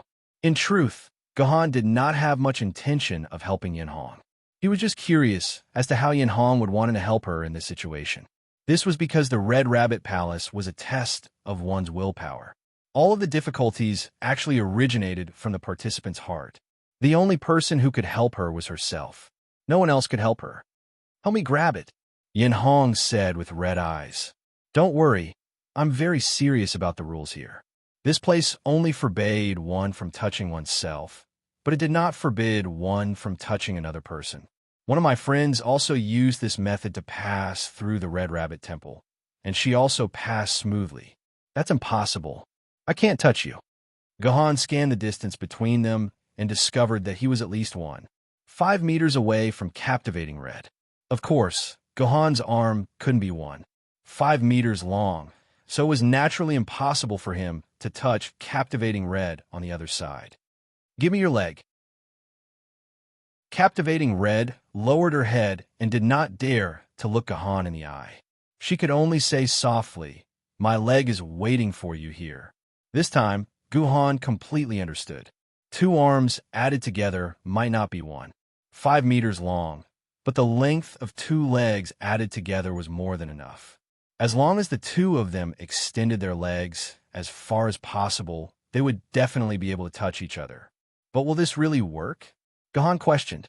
The most I can do is scratch the soles of your feet. That won't relieve much of your itch. Scratch it once. I can't take it anymore. I can't control my hands anymore, Captivating Red said with difficulty. At the same time, she raised her head and looked at Gohan with hopeful eyes. Okay. For some reason, Gohan agreed. Then he very easily extended one of his slender legs toward Captivating Red. In the end, before he could reach his limit, he had already collided with an equally soft foot. The moment the 2 feet collided, Captivating Red let out a startling moan. This moan was more high-pitched and seductive than any of the moans Gohan had heard before. In that instant, Gohan felt as if he had returned to the moment when he and Qi Dian were entangled in bed. This woman's legs are quite long. Gohan felt where the 2 of them had collided. He discovered that Captivating Sword Immortal's long legs extended at least 90 centimeters. This was a length that even professional models would be amazed at. I'm going to scratch. Gohan did not waste any time. After reminding captivating Sword Immortal, he immediately pressed the sole of his foot against the sole of captivating Sword Immortal's foot, from the heel to the tip of her toes. Needless to say, captivating Sword Immortal had indeed been bitten quite badly. Even with his fingernails, Gohan could clearly feel that there were countless small bumps on the sole of captivating Sword Immortal's foot, and each of these small bumps gave captivating Sword Immortal a huge itch. Of course, the sole of captivating Sword Immortal's foot was also densely packed with small bumps. Everyone who had been bitten by mosquitoes in the summer must know very well that the more itchy the body was, the more intense the pleasure of scratching would be. As the saying goes, the more itchy the itch, the greater the pleasure. The torture of scratching captivating Sword Immortal had already reached the limit of what she could endure. Similarly, when Gohan scratched captivating Sword Immortal's foot so hard, a powerful pleasure akin to a Category 12 storm instantly rushed from the soul of captivating Sword Immortal's foot to her brain. The immense pleasure caused captivating Sword Immortal's pupils to roll out of their sockets. At the same time, a stream of saliva flowed uncontrollably from the corner of her mouth. Then, she couldn't help but open her red lips and roar out a melancholic ballad from her throat. Ah, ah, ah. This was simply the most heroic moaning sound Gohan had ever heard in his life. At this moment, all the teachers of the island countries who had worked hard and grown before the great calamity had no choice but to kneel before this moaning sound. This moaning sound was so gentle that it seemed as if water could be squeezed out of it. It was as if a bolt of lightning had struck the deepest desires at the bottom of one's heart, causing one's entire body to be completely ignited. Gohan didn't even know how to describe these moans. The most direct effect was that after these moans, the entire Scarlet Rabbit Palace began to moan as well. Captivating Sword Immortal alone had ignited everyone's desire, including Gohan's. Yes, everyone's desire, including Gohan's, had been ignited. Gohan's body, which had been completely emptied by his will with great difficulty, actually became hard to control once more after captivating Sword Immortal's moans. Gohan's leg began to repeat the scratching action from earlier uncontrollably, as if it was a perpetual motion machine. Even though Gohan's will kept trying to stop his leg, it was useless. Gohan continued to scratch and tickle the sole of captivating Sword Immortal's foot. When Gohan's footsteps stopped, captivating Sword Immortal's moans naturally couldn't stop as well. They filled the entire Scarlet Rabbit Palace like demonic sounds, causing the other sword bearers of the Scarlet Rabbit Palace to be unable to stop their moans as well. With so many sounds gathered together, the Scarlet Rabbit Palace could no longer contain them. Below the Scarlet Rabbit Palace, the Baihu Palace, the Dragon Pearl Palace, and the Snake Lady Palace could all clearly hear the moans of the Scarlet Rabbit Palace. Even the Dragon Pearl Palace and Snake Lady Palace above the Scarlet Rabbit Palace could clearly hear the moans of the Scarlet Rabbit Palace. Even in the deepest part of the 12 skyscraping palaces, a pair of eyes lit up as they stared intently at the Scarlet Rabbit Palace. Gohan suddenly felt like he was a pianist. Captivating Sword Immortal's foot was his keyboard, while captivating Sword Immortal had become the softest piano in the world. She performed a song that even gods couldn't help but wanted to send to the mortal world. She played this song for a full 10 minutes until the bottom of the glass cabinet opened again. A powerful suction fan sucked in all the scarlet blood mosquitoes in the glass cabinet. Only then did Gohan realize that the entire test had ended. His will regained control of his body, and he quickly retracted his leg. The moment Gohan's leg retracted, captivating Sword Immortal lost the pleasure of supporting herself. Her head tilted to the side, and she fainted. Gohan's face was ashen. Although he had passed the test of the Scarlet Rabbit Palace, he had still lost control of his will. He had actually lost control of his body because of captivating Sword Immortal's moans. If Yuan Ko had launched a sudden attack on Gohan at that time, Gohan would definitely have died a horrible death. But this is good too. I finally know how to improve myself. However, this was not a completely bad thing for Gohan. This made Guhan realize that his willpower was still extremely insufficient. This also meant that Guhan had a lot of room to improve his willpower. At the same time, Guhan also realized that the fifth sword of the Chaos Sword technique had a great connection with a person's willpower. If Guhan could find a way to continue improving his willpower, he might be able to create the sixth sword of the Chaos Sword technique. After understanding this, Guhan immediately felt much more relaxed. He temporarily put aside the matter of willpower. Guhan finally had a chance to look at his own body. He wanted to see how cruelly his body had been ravaged by the scarlet blood-black stripes. It looks like a pomegranate with its skin peeled. Looking at his own body, Guhan could not help but snicker. This was because Guhan realized that his body had grown fatter out of nowhere. His original organs and skin could no longer be seen. Instead, there were small bumps that looked like pomegranate seeds. They densely covered Guhan's entire body. Guhan had completely become a human pomegranate. He then glanced at captivating Sword Immortal's body. Her situation was similar to Guhan's. Or rather, her situation was even worse than Guhan's. Aside from her head, it was difficult for captivating Sword Immortal to look like a human. She could barely tell where her hands were and where her feet were, and based on the black grass, she could determine where her body and feet connected. Speaking of which, are you going to let me leave the Red Rabbit Palace just like this? Guhan looked at his pomegranate-like body again. Although hiding this body under his clothes would at most make him look fatter, the tickling sensation caused by the mosquito bumps was still there. Guhan did not want to continue taking the test with these mosquito bumps. Chapter 968. Soon, Guhan realized that his worries were unnecessary. Suddenly, a milky white liquid shot out from the glass cabinet. The milky-like liquid quickly filled the entire glass cabinet. Under the nourishment of the milky white liquid, the itchiness on Guhan's body was greatly suppressed. At the same time, waves of energy entered Guhan's body through his skin, which was covered in pomegranate seeds. The energy that he had lost from resisting the itchiness was quickly replenished by the milk. Soon, Guhan felt that his body had returned to its peak state, and his body was filled with energy. It seemed that the milky white liquid had been specially concocted for the sword bearers to recover their energy. What made Guhan feel strange was that although the itchiness quickly disappeared under the effect of the milky white liquid, the small bumps on his skin were still there, showing no signs of subsiding. Could it be that the milky white liquid could only suppress the itchiness? While Guhan was puzzled, Yanhong slowly woke up. Seeing that the small bumps on her body were still there, she immediately said to Guhan, "Cut your skin and release the blood in your body. That's the only way to make these bumps disappear." Hearing Yanhong's words, Guhan did not hesitate.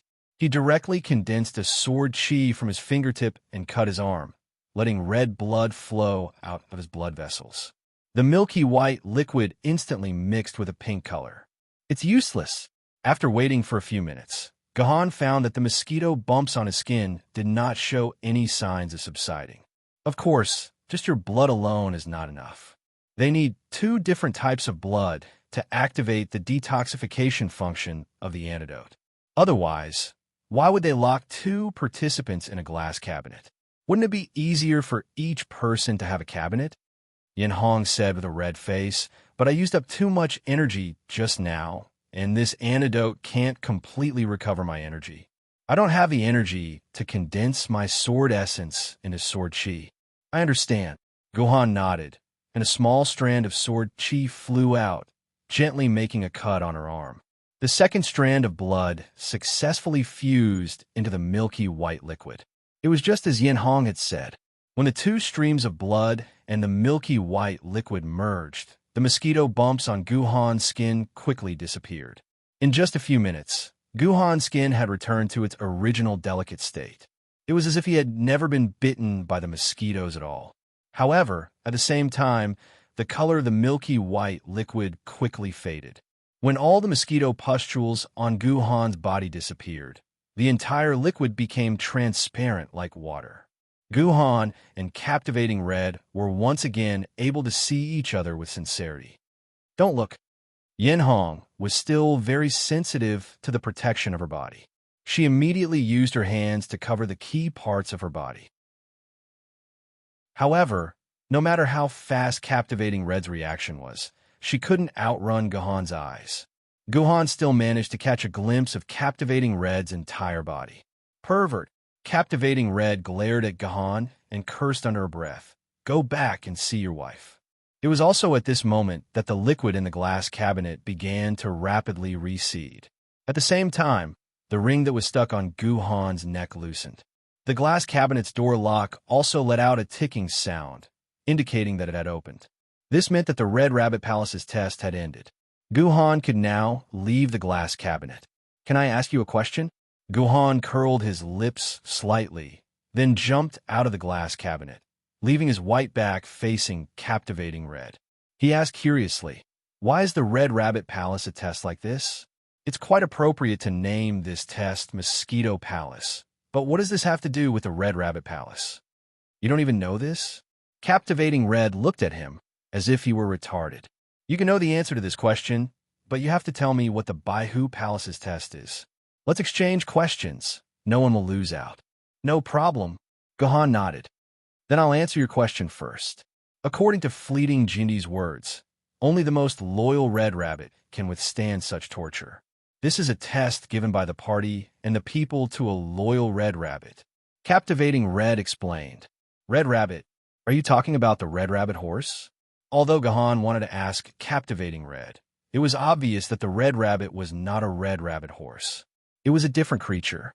Although Guhan was very curious about what Red Rabbit was referring to, he suddenly didn't want to ask any more questions. That was enough. All right, it's time for you to answer my question. What is the Baihu Palace's test?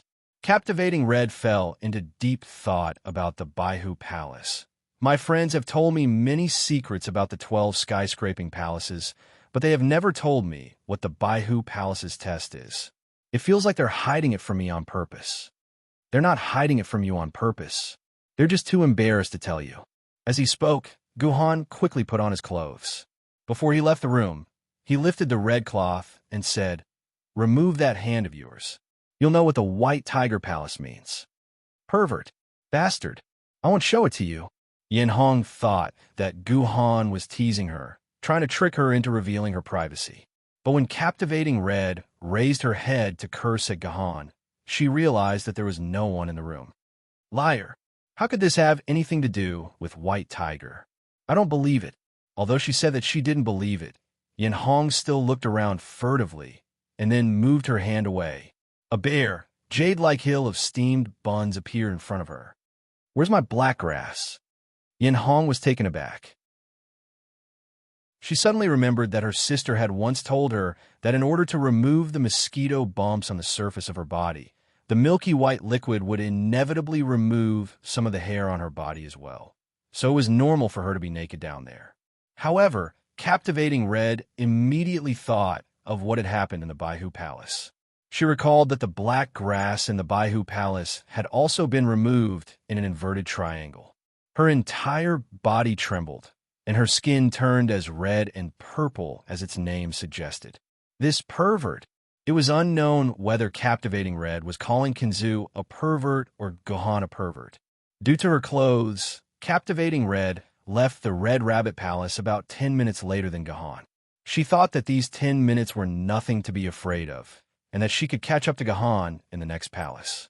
Because the Red Rabbit Palace's test was too abnormal. The number of sword-bearers who could pass the Red Rabbit Palace's test in the past 10 years was less than 1,000. Therefore, the number of sword-bearers staying in the palace behind the Red Rabbit Palace was very few. When Yan Hong entered the Dragon Pearl Palace, she saw that there were only a few figures in the Dragon Pearl Palace, and among these figures, there was no existence of Guhan. However, these figures were gathered together and whispering to each other. Their expressions looked a little exaggerated, as if they had just experienced something very shocking. Captivating Red moved closer to listen for a while and discovered that these sword-bearers were talking about a sword-bearer who had successfully cleared the palace. The reason why this sword-bearer surprised these people was that it took the sword-bearer less than 10 seconds to complete the Dragon Ball Palace's test, setting an unprecedented record in the entire Dragon Ball Palace. This caused an uproar. Is the sword bearer they are talking about that pervert? Captivating Red instinctively thought of Gahan, but she immediately shook her head and said to herself, "Impossible! How could that pervert have this kind of ability? Even the Cardinal Sword Spirit can't catch the 7 Dragon Balls in 10 seconds. Yes, catching the 7 Dragon Balls was the Dragon Ball Palace's test. The Dragon Ball Palace was the same as the Red Rabbit Palace, and its test venue was also a transparent glass cabinet. But unlike the Red Rabbit Palace, the glass cabinet of the Red Rabbit Palace was a small glass cabinet that could only accommodate 2 people. However, the glass cabinet of the Dragon Ball Palace was a huge round glass ball with a diameter of 1 kilometer. This glass ball occupied 90% of the Dragon Ball Palace's area, and the remaining 10% was the stand around the glass ball. The Dragon Ball Palace's test was also very simple. In this glass ball with a radius of 1 kilometer, there were 7 Dragon Balls moving irregularly in the glass ball at a speed of 1,000 kilometers per hour. The sword bearer who participated in the test needed to hit a button on the Dragon Ball that was only the size of a bottle cap with the sword in his hand.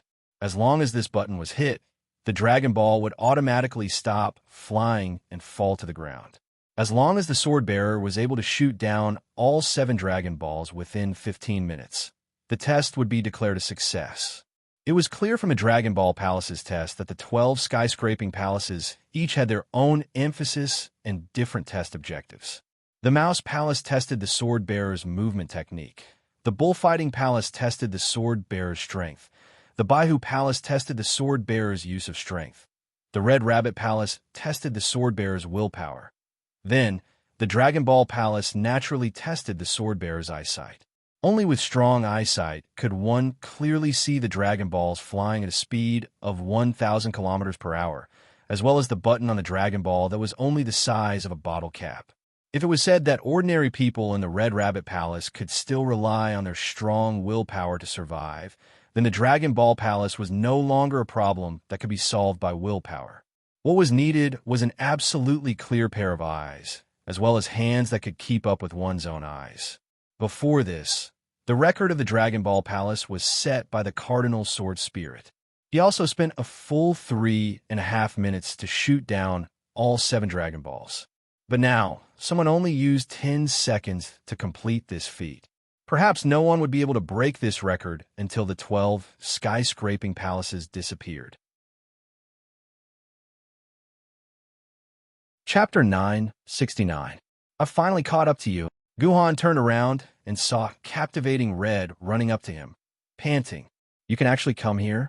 Seeing Yanhong appear, Gahan was very surprised.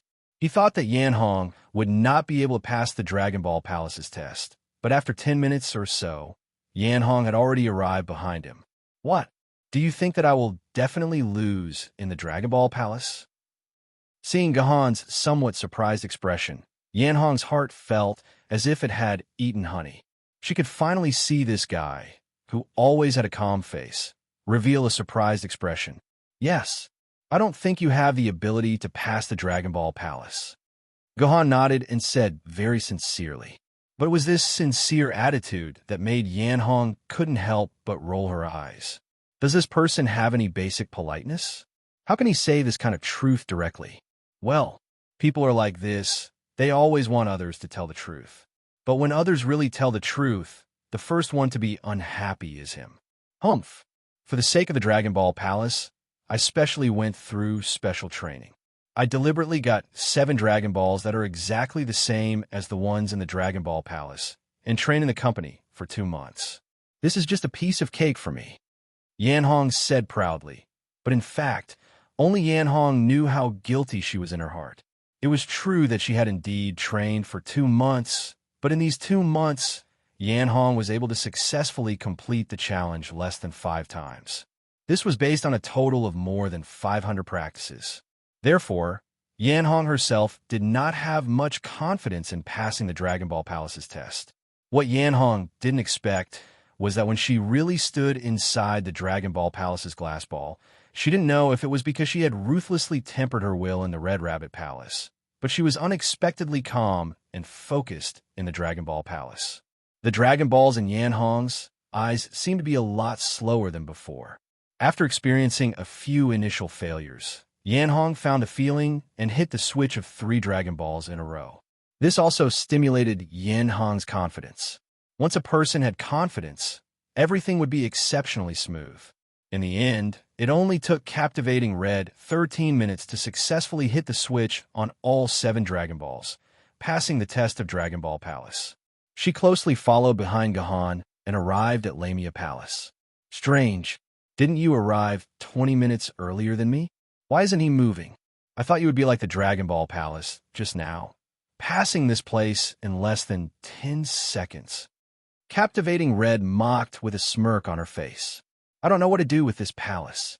Just like how he spoke sincerely to Yan Hong just now. Gohan also very sincerely expressed to Yan Hong that he was at a complete loss in front of the Lamia Palace's test. This was a very rare thing. All along, no matter what Gohan faced, no matter how difficult the matter was, it would never force Gohan to the point of being unable to think of a way. But now that he was facing the Lamia Palace's test, Gohan suddenly found that he was somewhat exhausted. He really couldn't think of a way to deal with the Lamia Palace's test. In fact, it wasn't just Gohan. Most of the geniuses who relied on their own strength and would have forcibly reached the Lamia Palace would sigh like Gohan when they saw the test in front of them. They also didn't know how to deal with this test. Lamia Palace was the 6th palace of the 12 skyscraping palaces, and only 8 palaces were revealed in the entire 12 skyscraping palaces. The previous strongest, Cardinal Sword Spirit, had only passed the test of the 7th palace and was stuck at the position of the 8th palace. In fact, according to the records, there were less than 7 geniuses who had passed the Lamia Palace's test since the appearance of the 12 skyscraping palaces. At this moment, there was no one in the entire Lamia Palace. The entire palace was empty except for Gohan and Yan Hong, who had come here to take the test. So the question was, what kind of test did the Lamia Palace have? How could a peerless genius like Gohan be stumped here? There were 2 lotus-shaped platforms in the middle of the Goddess Palace. The 2 lotus platforms were about 10 meters in diameter and were surrounded by circles of lotus petals, forming a hole with a radius of about 3 meters at the top. On each of the 2 lotus seats, there was a pitch-black python with 7 golden, thread-like lines on the surface of its body. The giant python's scientific name was golden silk python. However, it was worth mentioning that these 2 golden silk pythons were not Yuan Ko, but just ordinary pythons. They could not cause any harm to a famed sword-level swordsman. Of course, the test did not require the sword wielder to kill the python. On the contrary, the sword wielder could not harm the python at all. What the sword wielder needed to do was to entangle with the python. Did it sound a little confusing? Looking to the side of the lotus platform, one could see rows of clothes racks in the northwest corner of the Lamia Palace. However, the clothes on the racks were not ordinary clothes. They did not have sleeves or trousers and looked like a long sack. There were no decorations on the surface of the clothes. There were only 7 golden threads drawn from the collar to the end of the clothes on a pure black background. It looked exactly the same as the skin of the golden silk python on the lotus platform. Obviously, this was not ordinary clothes, but snakeskin clothes. As the name suggested, after wearing it, the user's hands and feet would be tied together, and the user would become like a snake. After wearing this clothes, the user would become a Lamia with the body of a snake and the head of a human. This was naturally the origin of the name of the Lamia Palace. Clothes were naturally meant for people to wear, and these clothes were placed here for the swordsmen who came to participate in the test. So what did the swordsmen have to do after wearing the snakeskin clothes? The answer was very simple. According to the explanation of the Lamia Palace, the golden silk pythons on the 2 lotus platforms were a male and a female golden silk python. After wearing the snakeskin clothes, the swordsman had to climb up the lotus platform with a male golden silk python. Then, under the condition that the swordsman was not allowed to hurt the golden silk python, the swordsman had to entangle the male golden silk python with the swordsman and conduct a simulated mating. Yes, you're right. A simulated mating was required. The snake's organ was at its tail, and the snakeskin clothes worn by the swordsman were also designed to simulate the organ of a female golden silk python. As long as the male golden silk python successfully inserted its organ into the fake organ on the snakeskin clothes, the swordsman would be considered to have completed the test of the Lamia Palace. According to the explanation attached to the entrance of the Lamia Palace, the two golden silk pythons, male and female, were in estrus. The swordsman had to carefully observe the behavior and habits of the female golden silk python during estrus, and then simulate these habits beside the male golden silk python, so that the male golden silk python would mistake the swordsman for the female golden silk python, and then have sex with the swordsman. Sure enough, this was another perverted exam question. After experiencing the Dragon Ball Palace's seemingly normal test, Guhan thought that the sword ancestor would restrain his mind and cultivate his nature, and would no longer make this kind of strange and perverted question. Unexpectedly, when it came to the Lamia Palace, Kinzu's abnormality actually went a step further and directly made the swordsman play a simulated mating game.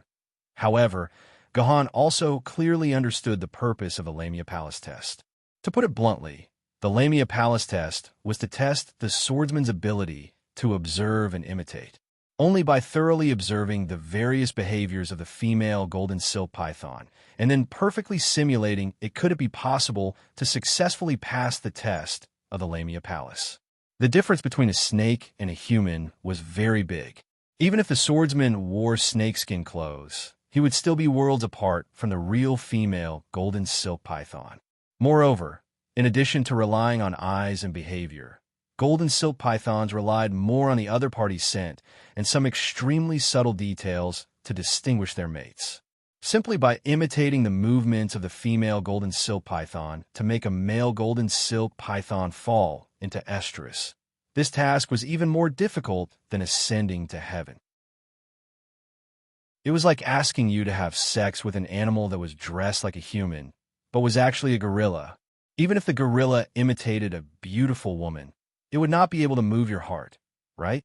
However, on second thought, if it was a beautiful snake with a human body and a snake's tail, or a mermaid with a human body and a fish's tail, he would be able to accept it. Let me quietly ask everyone, if there really was a mermaid in front of you, would you be able to make a move? Gahan had lived for so long. Sometimes he had no moral integrity, but sometimes he was also very particular about moral integrity. Imitating a female golden silk python to seduce a male golden silk python to have sex with him was undoubtedly beyond Gohan's bottom line. After figuring out the rules of the Lamia Palace, Gohan almost turned around and left. If it wasn't for Tomono Kakaze desperately holding on to Gohan while flying in the air, begging Gohan, with her small teary eyes, to find the edge of this dungeon's bug and save her life, Gohan might have already given up on the 12 skyscraping temples test. Of course, apart from Tomono Kakaze's desperate pleading, Gohan also knew that he had to pass through the Lamia Palace. This was because after entering this dungeon, Gohan did not find any exit passage, and the exit button on the operation interface had disappeared. According to Gohan's speculation, apart from the last method that he had no idea if it would succeed, the only way to leave this dungeon was to clear the entire 12 skyscraping temples. If Gohan did not want to be trapped in this dungeon for the rest of his life, then Gohan had to pass through the Lamia Palace test. However, asking Gohan to seduce a male golden silk python required a lot of courage, so Gohan was stuck at the entrance of the Lamia Palace until captivating Red arrived. Chapter 970. So, are you going up or not? Seeing that Gohan was still standing at the entrance of the Snake Lady Palace, captivating Red poked Gohan's back and asked in a cheeky manner. I don't know. Gohan spread his hands. I still need to think about it. Then I'll go first. Don't blame me for cutting the queue. Captivating Red said impatiently. She was very unhappy that Gohan had left her in the Dragon Ball Palace.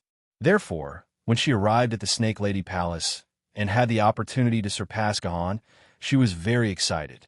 Unknowingly, the relationship between the two of them had already reached this stage. Captivating Red quickly walked past Gahan and rushed to the clothes rack. She carefully picked out a snakeskin coat and disappeared into the changing room.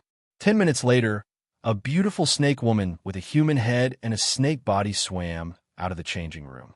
After wearing the snakeskin coat, Captivating Red could actually move forward by relying on the movement of her body like a snake. Judging from Captivating Red's proficiency in swimming, it was obvious that she had mastered this skill after a long period of training. This sword immortal, Captivating Red, has trained for at least 5 years for the 12 skyscraping palaces. It seems that she is determined to get the 12 skyscraping palaces. Gohan touched his nose and pondered. At the same time, a trace of curiosity appeared in his heart. Why did this sword immortal, Captivating Red, study so hard in order to pass the 12 skyscraping palaces? Even if she had studied all the tests of the 7 palaces that had appeared, there were still 5 palaces that had never appeared before the sword bearers. Captivating Red had no information about them at all, so it was impossible for her to carry out targeted training like this. In other words, Captivating Red had spent at least 5 years on the 12 skyscraping palaces. In the end, there was a 99% chance that she would return empty-handed. It was impossible for her to be accepted as a disciple by Kenzu. This was a choice that normal people would not make. Most people generally regarded the 12 skyscraping palaces as a way to hone themselves. They would occasionally come to the 12 skyscraping palaces to explore, like watching a movie. Very few people would regard passing the 12 skyscraping palaces as their life pursuit and spend more than 5 years on it. This kind of person was either a fool, or a lunatic. She clearly wasn't a fool, nor was she a fool. She didn't look like a lunatic either. Why was she so desperate to pass the 12 heavenly palaces? Gohan was really curious about this. At the last moment before she climbed up the lotus platform, Yinhong stopped and carefully observed the movements of the real female gold silk python on the other lotus platform from a few meters away. She observed for a full 10 minutes until she was sure that she had completely memorized everything about the female gold silk python. She then swam up the lotus platform with the male gold silk python on her own. What happened next shocked Gohan. The moment she stepped onto the lotus platform, the Captivating Red that had been hanging out with Gohan previously had disappeared and was replaced by a real golden silk python. Although she still had the head of a human, be it her movements, demeanor, details, or even the slight sizzling sound, she was a golden silk python through and through. What a golden silk python! Gohan couldn't help but exclaim in admiration. However, the Captivating Red in his eyes was no longer there. Only a gentle female golden silk python. This female golden silk python was so flirtatious that she didn't wait for the male golden silk python to entangle her. The color of her body became even redder, constantly emitting rhythmic sizzling sounds. A black chrysanthemum blossomed on the female golden silk python's tail, as if it was constantly releasing a seductive signal. The male golden silk python was immersed in the Captivating Red's tenderness at an unimaginable speed. Its body also wriggled and entangled with the female golden silk python's body, looking like a big fried dough twist. The male golden silk python kept flicking its tongue in and out of the female golden silk python's tail.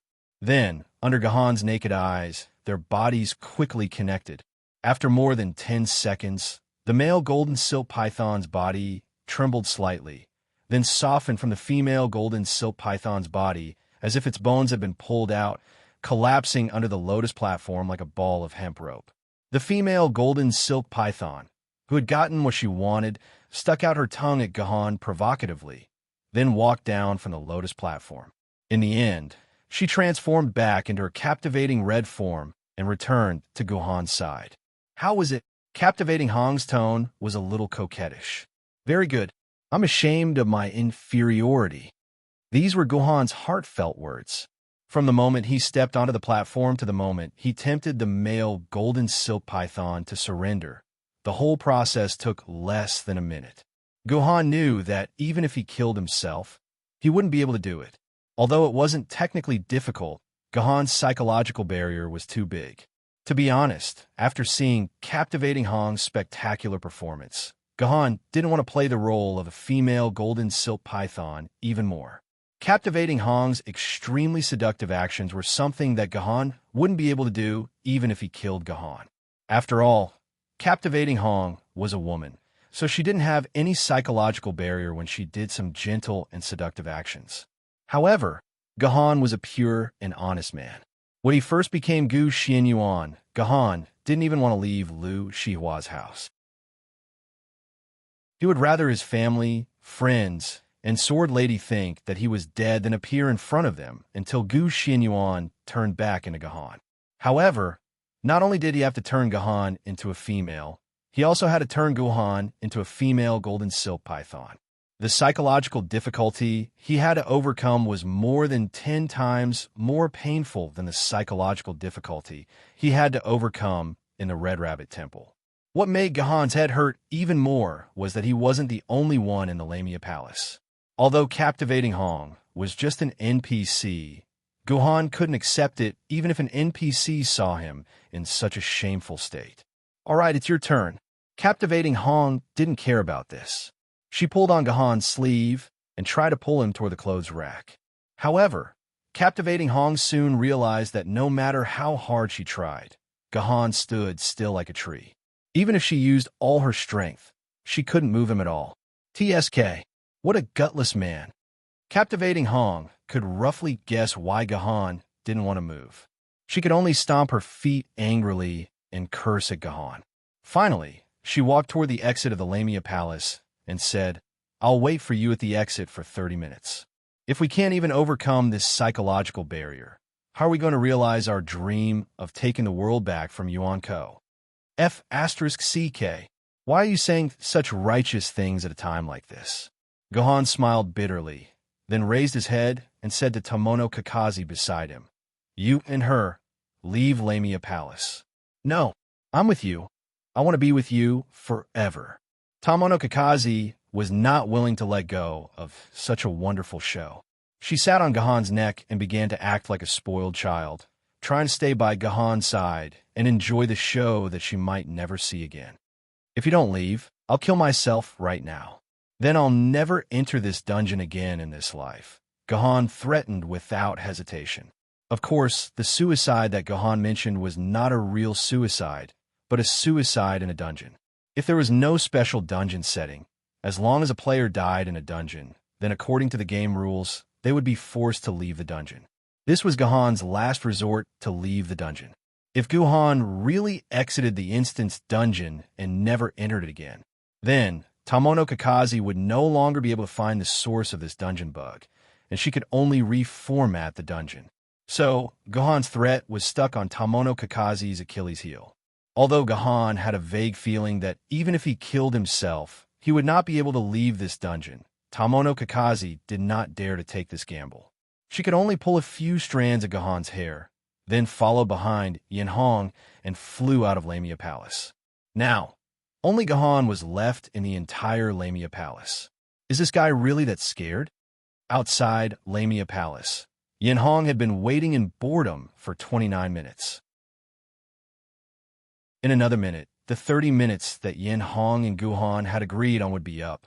If it wasn't for the fact that one couldn't turn back and enter a certain palace after leaving it, Yin Hong would definitely sneak back and take a peek at the scene where the cold Guhan had transformed into a soft and charming snake woman. She wanted to see what it looked like. Trash. What a waste of my 30 minutes waiting for him. In the end, the time jumped to exactly 30 minutes, and Guhan still had not left Lamia Palace. Yin Hong's face flashed with a very obvious trace of disappointment. Clearly, this man did not have the courage to break through his gender. She had really misjudged him. "Forget it, let's go. Lu Qingmei, you will have to face the next challenge alone." After saying that, Lu Qingmei walked into the palace without looking back. Lu Qingmei was Sword Fairy Yin Hong. This was her real name, a name that was not recorded in the history books. About 5 minutes after Lu Qingmei left, a figure floated out of the Lamia Palace. "I say, Gahan, that little girl has been waiting for you here for a full 30 minutes. Why didn't you come out earlier?" Lu Qingmei did not know that she was actually not waiting for Gahan alone. There was also a little lowly who had been pouting the whole time, waiting for Gahan to appear with her. Just a little bit. Gahan's face was as stiff as a stone. It was obvious that what happened in Lamia Palace would never be mentioned in Gahan's life. In fact, when the three Lolas, Tamono Kakazi, Qing Pin, and Doyu gathered together, Tamono Kakazi had leaked some information. After that, Qing Pin and Doyu said that they did not know where Tamono Kakazi had disappeared to for a full 3 months. Chapter 971. The Road Palace, the 7th palace of the 12 skyscraping palaces, had troubled humans for 7 years. No one had been able to pass through the Road Palace until the Cardinal Sword Spirit appeared out of nowhere. The Road Palace was finally broken through. In fact, the Palace of the Roads was probably the simplest of all the previous trials. Every participant that entered the Palace of the Roads would be assigned to a road that was about 1 kilometer long. The sword-bearer only needed to clear the road, which meant sweeping the road. There was no other trash on the road. There were only withered leaves. This was a real fallen leaf, light as a feather. With a gentle sweep of the broom, it would be swept into the trash bin without any difficulty. There was no time limit to the Malyakong Palace test. As long as you were willing, you could spend a few years to complete the task in the Malyakong Palace. It seemed like the Malyakong Palace test should be very easy to pass. However, up until now, only 3 people, including the Cardinal Sword Spirit, had passed the test. Other than the Cardinal Sword Spirit, the other 2 were good friends of the Cardinal Sword Spirit. Clearly, they found a way to pass through the Maluo Palace after receiving the Cardinal Sword Spirit's hint. In other words, until now, only the Cardinal Sword Spirit had actually found a way to pass through the Maluo Palace. What was so difficult about the Malyakong Palace? It was actually able to block so many outstanding geniuses here, making them unable to advance even an inch, because the fallen leaves here could never be cleaned up. When the participants set foot on their own 1 kilometer road, they would be surprised to find that the whole road was actually not dirty at all. On the contrary, it was very clean and tidy. There was only 1 fallen leaf on the ground on the whole road. Of course, the contestants didn't believe that the road maze test would be as simple as cleaning up a fallen leaf. However, after they carefully searched the road several times, they helplessly discovered that there was only 1 leaf on the entire road. Could the Malyakong Palace be a welfare checkpoint that Master Kinzu gave us to rest? When the participants threw the leaf into the trash bin that the Malyakong Palace had given them, they realized that Kinzu was really a crazy person. Because once the leaf left the road, 2 leaves would immediately float down from the ceiling of the road palace. When the sword bearers threw 2 more leaves into the trash bin, 4 more would fall from the ceiling. At this point, everyone should have understood what Kinzu was trying to do. That's right, once the leaves in the street palace were cleared, there would be twice as many leaves falling from the ceiling. In the beginning, it was still 2 leaves, 4 leaves, 8 leaves, 16 leaves, 32 leaves.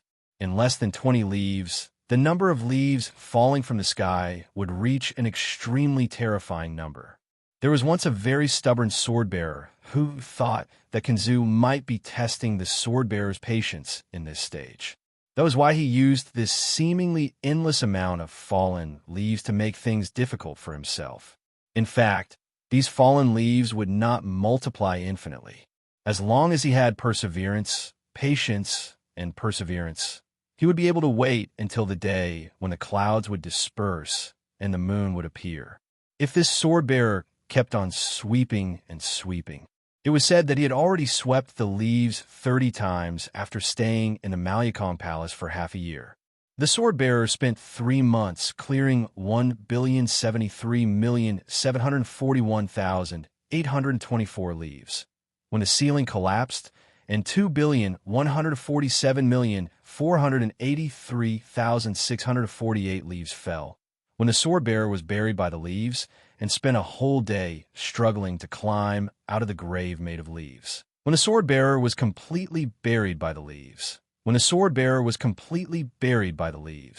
when the sword-bearer spent a whole day struggling to climb out of the grave made of leaves, when the sword-bearer was completely buried by the leaves. When the sword-bearer spent a whole day struggling to climb out of the grave made of leaves, the most patient sword-bearer in the world finally fell into a state of madness. After wailing at his own road for a whole day, he staggered out of the Malikong Palace. From then on, the sword-bearer never got within 10 kilometers of Skyscraping Mountain. However, it was later said that the sword-bearer became abnormally brave and fearless. No matter what the battle was, he would charge into the front lines and make great contributions to humanity. He became one of the heroes that would go down in history. This was something worth celebrating.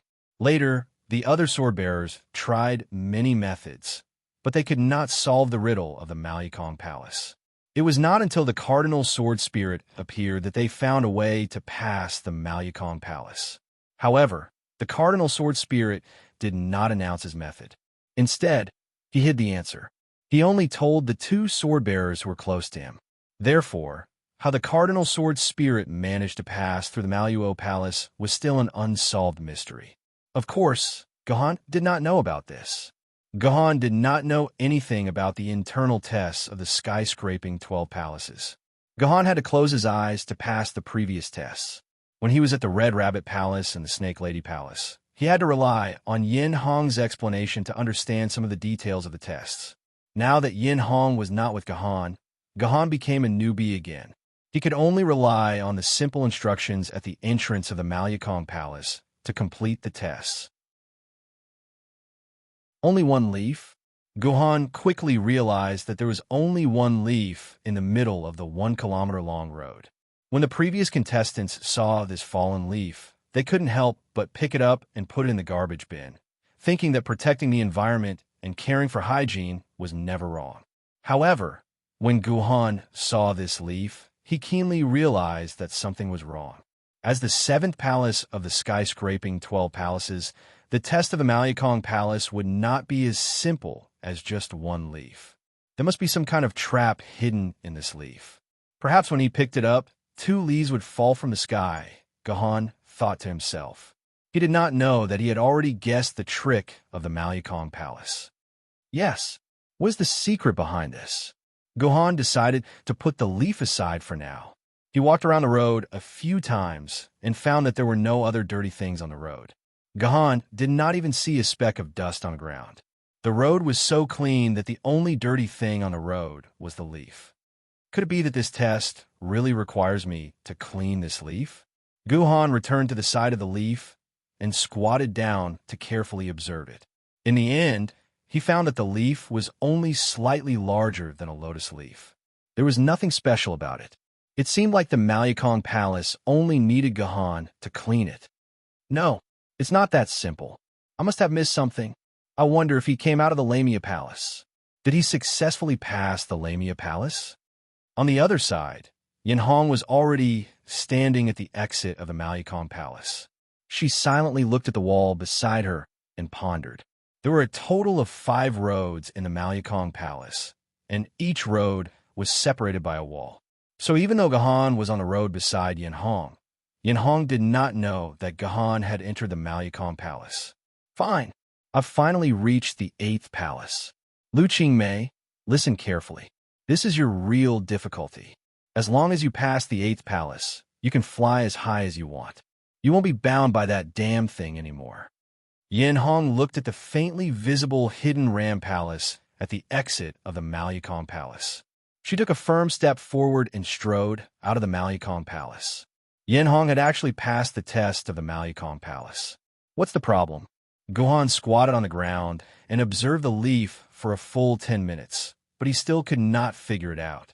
At this time, Gohan's rationality told Gohan that since there were no other abnormalities in the Malyakong Palace, he might as well pick up the leaf and see what would happen.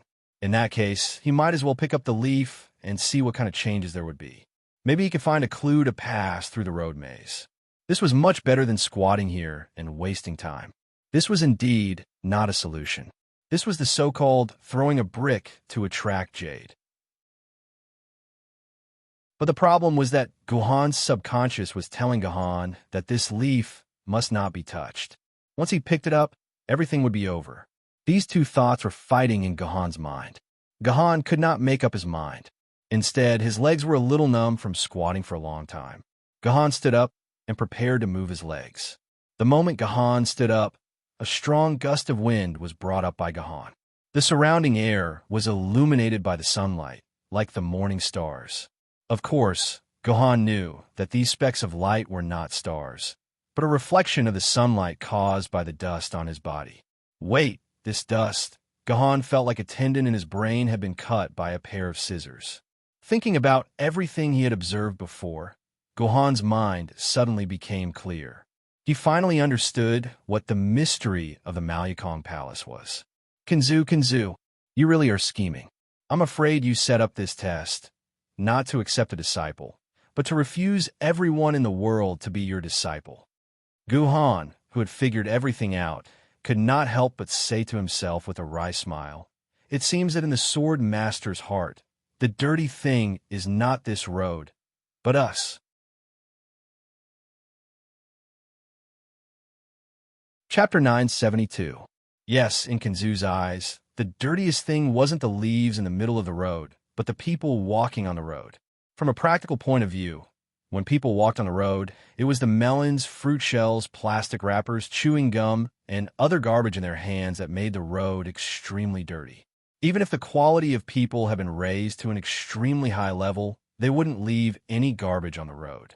However, this couldn't prevent people from leaving their own dust, footprints, and even dandruff on the road. Although these things were small, they were indeed garbage.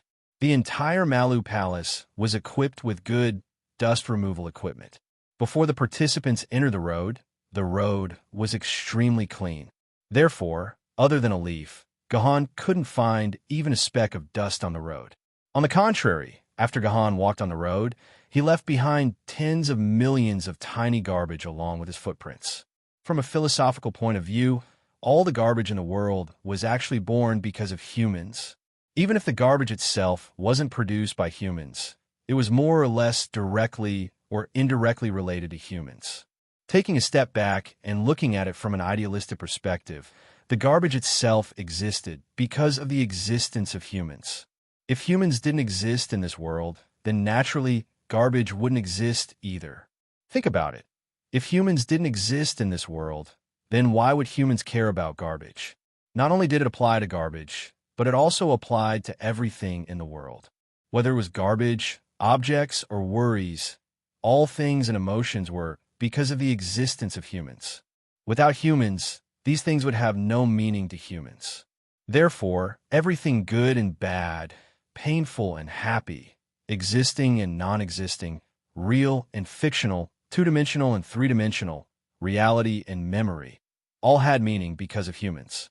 It was the emergence of humans that caused these things to appear. Perhaps one day when humans perished, Yuan Ko would also disappear with them. Of course, the above arguments were too idealistic. Even philosophers would have a headache thinking about it. Even the ancestors of religions like Sakyamuni, Jesus Christ, and Laozi couldn't find the answer to this question, let alone a guy like Guhan who wasn't very smart. But going back to the Malu Palace itself, Guhan could say with certainty that the leaves in the middle of the road weren't garbage. The real garbage was the dust that fell from Guhan's body. Before Guhan stepped on the road was actually absolutely clean, but once Guhan stepped on the road became dirty. Therefore, what Guhan needed to clean up wasn't the leaves in the middle of the road, but the dandruff that he left on the road. It seems that if I want to pass through the Malu Palace, I have to clean up the garbage I left behind. Guhan thought, and then tried to test his idea. I don't know if you have experienced this before, but mopping the floor in the hotel lobby is a very skillful thing to do. This was because dirty shoes stepping on the wet tiles would inevitably leave a black footprint. Under normal circumstances, the kind of mopping the floor while walking forward would never be able to clean the ground, and it would only leave original black footprints. At this time, it was necessary to mop the floor upside down. While retreating, he used the mop to clean the footprints on the tiles. This was also what Guhan was doing now. After Guhan took 2 steps forward, he immediately turned around and try to clean up the dust and dandruff left by the previous step. At this time, ordinary brooms completely lost their function because brooms could never clean the dust on the ground. Gahan tried to use his sword energy to clean the ground. The sword energy rolled up the dust he had left on the road before, and then condensed the dust into a small ball, which Gahan threw directly into the garbage basket. He leaned over and looked at the place he had just stepped on. As expected, it was as white as new, and not even a trace of dust could be seen. Gahan's toes touched the ground, and his whole body flew into the air and then appeared at the other end of the road at a lightning speed. At the same time that Gahan successfully flew up, hundreds of sword energies shot out of Gahan's body and gathered into the shape of a chrysanthemum in the air. Sword Lin Yuan Cyclone. Lin Yuan Cyclone was not a new skill developed by Gahan, but a variant of Lin Yuan Golden Chrysanthemum. In essence, it was a variant of Sword in the Abyss, which was a flexible use of sword energy. The super-large cyclone formed by Lin Yuan Cyclone covered the entire road.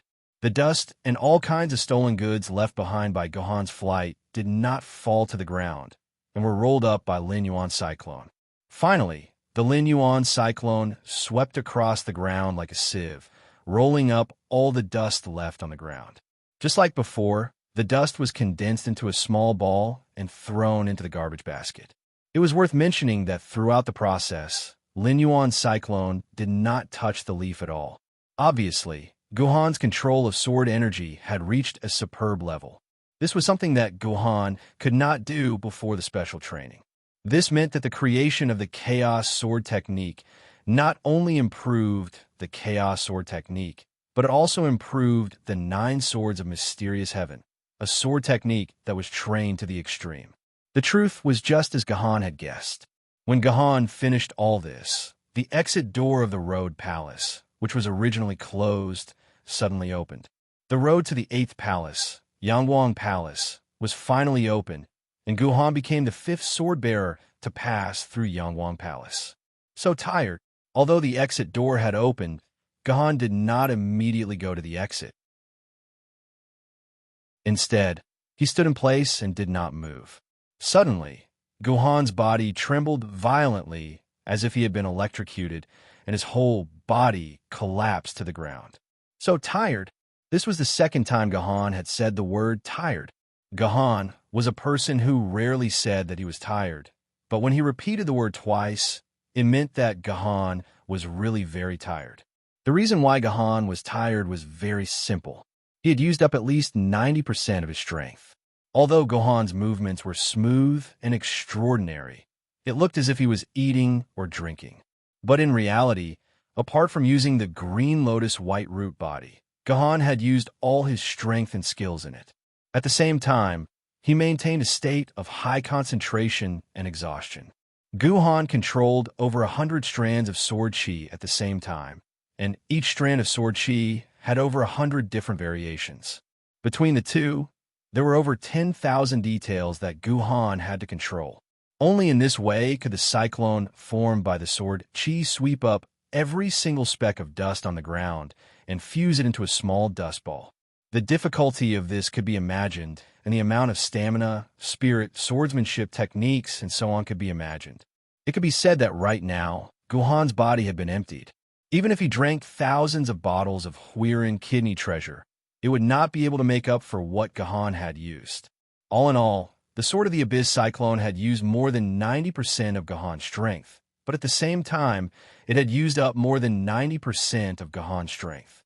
Now, if he wanted to make Gahan attack again, it would be impossible without resting for 10 to 20 minutes. Before, I thought that the sword bearers of this era were nothing great. The Cardinal Sword Spirit was stuck in the 8th Palace and could not advance at all. Now it seems that I, Gahan, was very wrong. Since this Cardinal Sword Spirit could pass the test of the Maluo Palace, then it has at least 90% of my strength. Maybe its strength is even higher than mine. As expected, none of the sword bearers who can become emperors in the future can be underestimated. Gahan, who was sitting on the ground and panting heavily, thought to himself in shame. During this period of time, following the rapid improvement of his chaos sword technique, Gu Han felt a little smug. He did not even take the Cardinal Sword Emperor, who was an Emperor Sword level sword wielder in history, seriously. He was really too arrogant. On the one hand, he felt guilty about the Cardinal Sword spirit. On the other hand, for the first time, Gahan was worried about the road ahead. Although the previous tests were very difficult, in reality, Gahan did not even use a quarter of his strength. In other words, he had completely exploded his willpower at the Red Rabbit Palace. He still had a lot of his true strength. So, although there were still 6 palaces that he had not passed, Gahan was still very confident. He felt that he could easily pass the later levels, so he did not care about the later palaces. But after using all of his strength to pass the Road Palace, Gahan realized that he was wrong. As the 7th palace, the Road Palace's difficulty had suddenly increased to such a level. If the 8th palace's test increased by an insane amount, then Gahan felt that he could happily type GG and see if committing suicide could force him out of the instance dungeon. Sword Fairy Scarlet should have failed and turned back. Gahan thought to himself. With the difficulty of the Road Palace, Sword Fairy Scarlet definitely could not pass it. After sitting on the ground and resting for about 10 minutes, when he felt that his strength had recovered by half, Gahan slowly stood up and walked firmly and heavily towards the 8th palace, Yangguang Palace. Looking at the pair of goat horns on top of the Yangguang Palace from afar, Gahan felt a faint trace of fear. But at the same time, Gahan's body and emotions started to become excited. This was the excitement of an unknown challenge. At the same time, it was the excitement of being afraid. Fear and difficulty not only meant failure, it also meant that Gahan could find a way to improve and train himself. Truly powerful men were like this. When faced with a challenge, they would feel afraid. When they were afraid, they would become even more excited.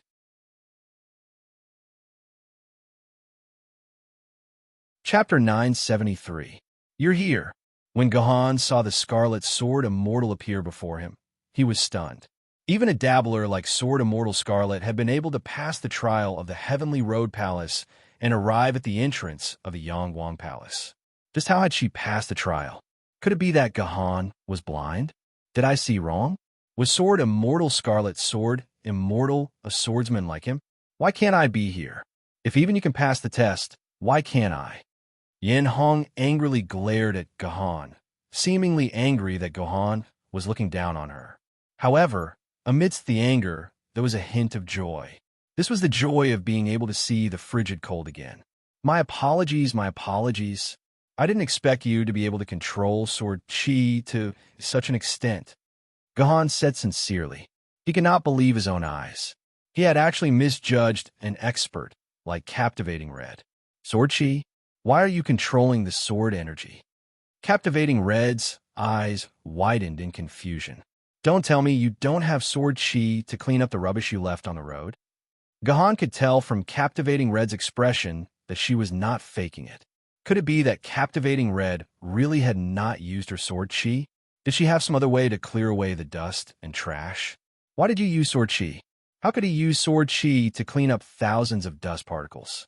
That was simply impossible, all right? Not even fleeting Jindy could do that. Yin Hong waved her hand. She did not think too much about what Gahan had said. She subconsciously ruled out the possibility of using her Sword Chi to clean up all the dust. Because according to Captivating Red's knowledge, if one could use Sword Chi to clean up tens of millions of tiny specks of dust, leaving not a single speck behind, Captivating Red would rather believe that cows could fly in the sky than believe this. Oh, Gahan didn't say anything more about the Sword Chi. Yin Hong, who was beside him, couldn't believe that this guy had used Sword Chi to clear away all the dust she had left behind. Then how did you pass through the Maluo Palace? Gahan asked curiously. From Yin Hong's reaction, it was clear that she hadn't used the same method to get to Yangguang Palace. In that case, it was obvious that there was a way to pass through the road maze that he had never thought of. Of course, he was carried here by my Pao Ding. Yin Hong looked at Gu Han in confusion. You just have to sit in the trash can and let your sword lady carry the trash can across the road. Isn't that how you came here? Gu Han asked. Yin Hong looked at Yin Hong in confusion. Fortunately, Gahan swallowed his words in time. Otherwise, he would have spat out a mouthful of blood. After hearing Yin Hong's words, Gahan realized that he had made a grave mistake. He had used the stupidest method in the world to pass the Maluo Palace. He had thought himself clever, but in the end, he had done such a stupid thing. Even though Yin Hong's explanation was vague, it was enough. Gahan immediately realized what the real way to pass the Maluo Palace was. In the Maluo Palace, Gahan had overlooked something very important. It was a trash can that was provided to Gahan at the entrance of the Maluo Palace. Gahan had thought that the trash can was only used to store trash. He hadn't realized that there was a deeper meaning to it. It was actually the most important tool in the entire Maluo Palace. Now that he thought about it, this trash can was much bigger than normal trash cans. It could easily fit a person in it, and it was also equipped with a sealed trash lid. This trash can was also in a dust-free environment like the Maluo Palace. There was no dust on it either. The sword wielder only needed to sit in the trash can and cover it with the trash lid. Then, the sword wielder's dust would naturally not fall from the sword wielder's body onto the road. Of course, once the sword wielder sat in the trash can, it would be impossible for him to move the trash. Then, a second person would need to carry the trash can across the road to the exit of the Maluo Palace. In fact, this thought had flashed through Gahan's mind before. However, Gahan instinctively felt that it was a waste of time, so he didn't think too much about it. This was because if someone carried the trash can across the Maluo Palace, then even if the sword wielder inside the trash can did not leave any dust behind, the person carrying the trash can would leave behind some dust. However, Gahan didn't realize that there was an existence in this world that was also the cleanest without a single speck of dust on its body. This existence was naturally the sword wielder's sword wielder. After transforming from sword form to sword maiden form, the sword maiden was in the cleanest state. Just like the dust-free Maluo Palace, there was not a speck of dust on its body. Therefore, after transforming into sword maiden form, the sword maiden only needed to take off her clothes and carry the trash can across the road naked. Then, not a speck of dust would fall on the road, and it would be easy to pass the test of the Maluo Palace. This was the real way to pass the Maluo Palace. Gahan's way of passing the test was simply crooked. For example, if you went from Shanghai to Yanjing, the fastest way was of course to take the high-speed train. If you didn't have money, you could also take a train or a car. These were all normal and correct methods, which were equivalent to the method used by the Scarlet Sword Immortal. But how did Gahan do it? He first took a ship from Shanghai to Japan, then from Japan to Australia, then from Australia to Argentina, also known as Argentina to the United States, from the United States to England, from England to Ukraine, all of Russia to the Far East, and finally from the Far East to the 3 northeastern provinces. Then, he walked from Shenyang to Yanjing. This was equivalent to walking around the entire Earth. After all, the Earth was round. With this description, everyone could understand how crooked Gahan's method of passing the test was. Originally, Gahan did not think that the difficulty of the Maluo Palace would suddenly increase by so many times. Now, it seemed that the Maluo Palace was not the most difficult of the 7 palaces. Instead, it was the easiest palace. After all, even the first test of the Maluo Palace required a clean and beautiful movement technique. At the very least, it could stump 80% of the sword bearers. However, the Maluo Palace was not difficult at all. 1 sword maiden was enough. This made Gahan feel strange. Why did the Maluo Palace's difficulty suddenly decrease to such a degree? What exactly was the Maluo Palace testing the sword bearers? Before Gahan could think any further, he was shaken awake by Captivating Red. "Hey, do you know how to fly?" Captivating Red asked expectantly. "Hey, can you fly?" "Fly?" Gahan looked at Scarlet Sword suspiciously. In theory, as a famous sword-bearer, Gahan should not be able to fly. This was an ability that only spirit sword-bearers had. However, if it was only a short distance, such as the 1-kilometer-long road in the Maluo Palace, Gahan was confident that he could rely on his Qin Gong to cross it. Even if it was a long flight, with the sword practitioner's inscription of the 9 swords of mysterious heaven, Gohan could fly over 100 kilometers without a problem. Therefore, Gohan should be able to fly. Therefore, how to answer Scarlet Sword's question became a very particular matter. It all depended on Gohan's own intentions. I can't fly. In the end, Gohan gave Scarlet Sword this answer. That's great. Scarlet Sword clapped her hands happily. Both of us can't fly, so we can complete the Maluo Palace test together. Hee hee. And here I was wondering why you were waiting for me here. So, it's because you want us to complete the test together. Gohan rolled his eyes at Scarlet Sword, causing her to lower her head in embarrassment. I would have waited for you, even if it wasn't the two of us. Tell me, what is the test of the Maluo Palace? Why is there a need for two people to complete the test together? Does fleeting Jindy not know that not many sword bearers have the ability to reach the 8th Maluo Palace? The probability of two people reaching the 8th Maluo Palace at the same time is less than 0.1%. Where did fleeting Jindy get the courage to set the test as a two-person test? That's strange. Gohan narrowed his eyes. Gohan was indeed surprised. Just as Gohan had said, the biggest problem any sword-bearer who reached the Yangguang Palace would face was not the difficulty of the trial, but the fact that they could not find a helper who could pass the trial with them. It's not like that. Let me explain. Scarlet Sword immediately began to explain. The test of the Maluo Palace did not require two people to complete the test at the same time. There were two different ways to clear the test. The sword wielder could choose one person to pass the test alone, or choose two people to pass the test together. However, the requirement for the sword bearer to pass the test alone was that the sword bearer must be able to fly and not touch the ground during the test. It was the opposite for the two-person test. The sword bearer was not required to be able to fly. The sword bearer was not allowed to fly at all. The sword bearer had to complete the test with their feet on the ground. However, contrary to Gohan's expectations, the Yangguang Temple's duo test was not a normal test where two friends would help each other and support each other to pass the test. In reality, the two-person test of the Maluo Palace was carried out on an individual basis. Not only would the other party not be the pillar of support, but the other party would also become the burden of the other party. To put it simply, Scarlet Sword and Gohan would face the test of the Maluo Palace on two different paths. Failure on these paths would not kick the other party out of the Maluo Palace. However, every failure would increase the burden of the other party by 50 kilograms to 1,000 kilograms. In other words, it was a typical example of a lousy teammate setting up a deadly teammate.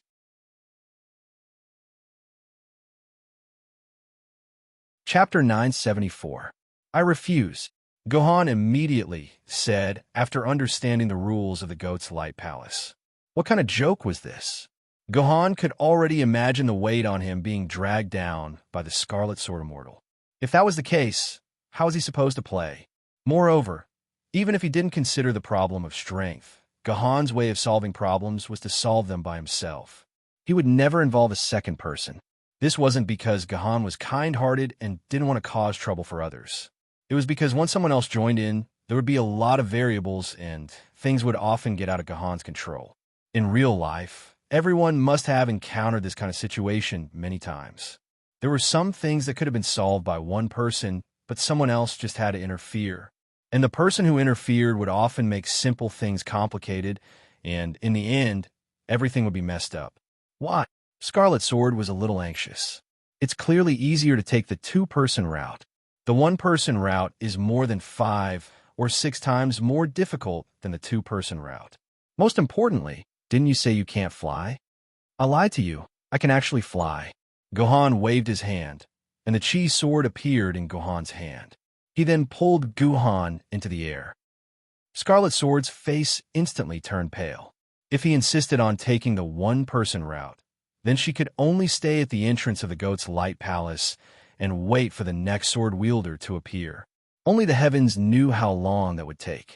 Perhaps she would have to wait for a month, or even wait until the 12 skyscraping palaces completely disappeared before a second sword wielder would appear. Scarlet Sword really wanted to ask Gohan to stay, but she remembered that she didn't wait for Gohan at the entrance of the Lamia Palace, and instead directly entered the Milieu Palace.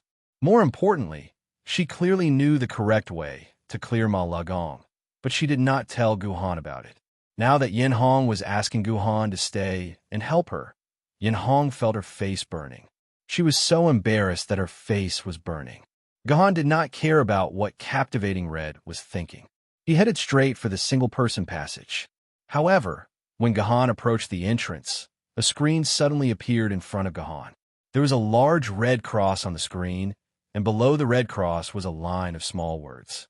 A participant is currently undergoing a test in this passage. Please queue up and enter after the participant has succeeded or failed. There's actually someone ahead of us? Guhan said thoughtfully as he looked at the deep single-person tunnel. It's the Cardinal Sword Spirit. When I arrived, I saw the Cardinal Sword Spirit enter this tunnel.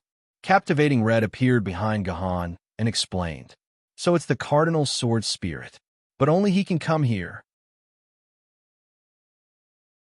Guhan nodded, then pointed at the single-person passage with his finger. You came here first. When the Cardinal Sword Spirit leaves the tunnel, you can go in first. I won't fight you for it. What do you mean? Are you mocking me? Captivating Red's eyes instantly turned bright red. Clearly, she felt extremely humiliated. You know that I can't fly.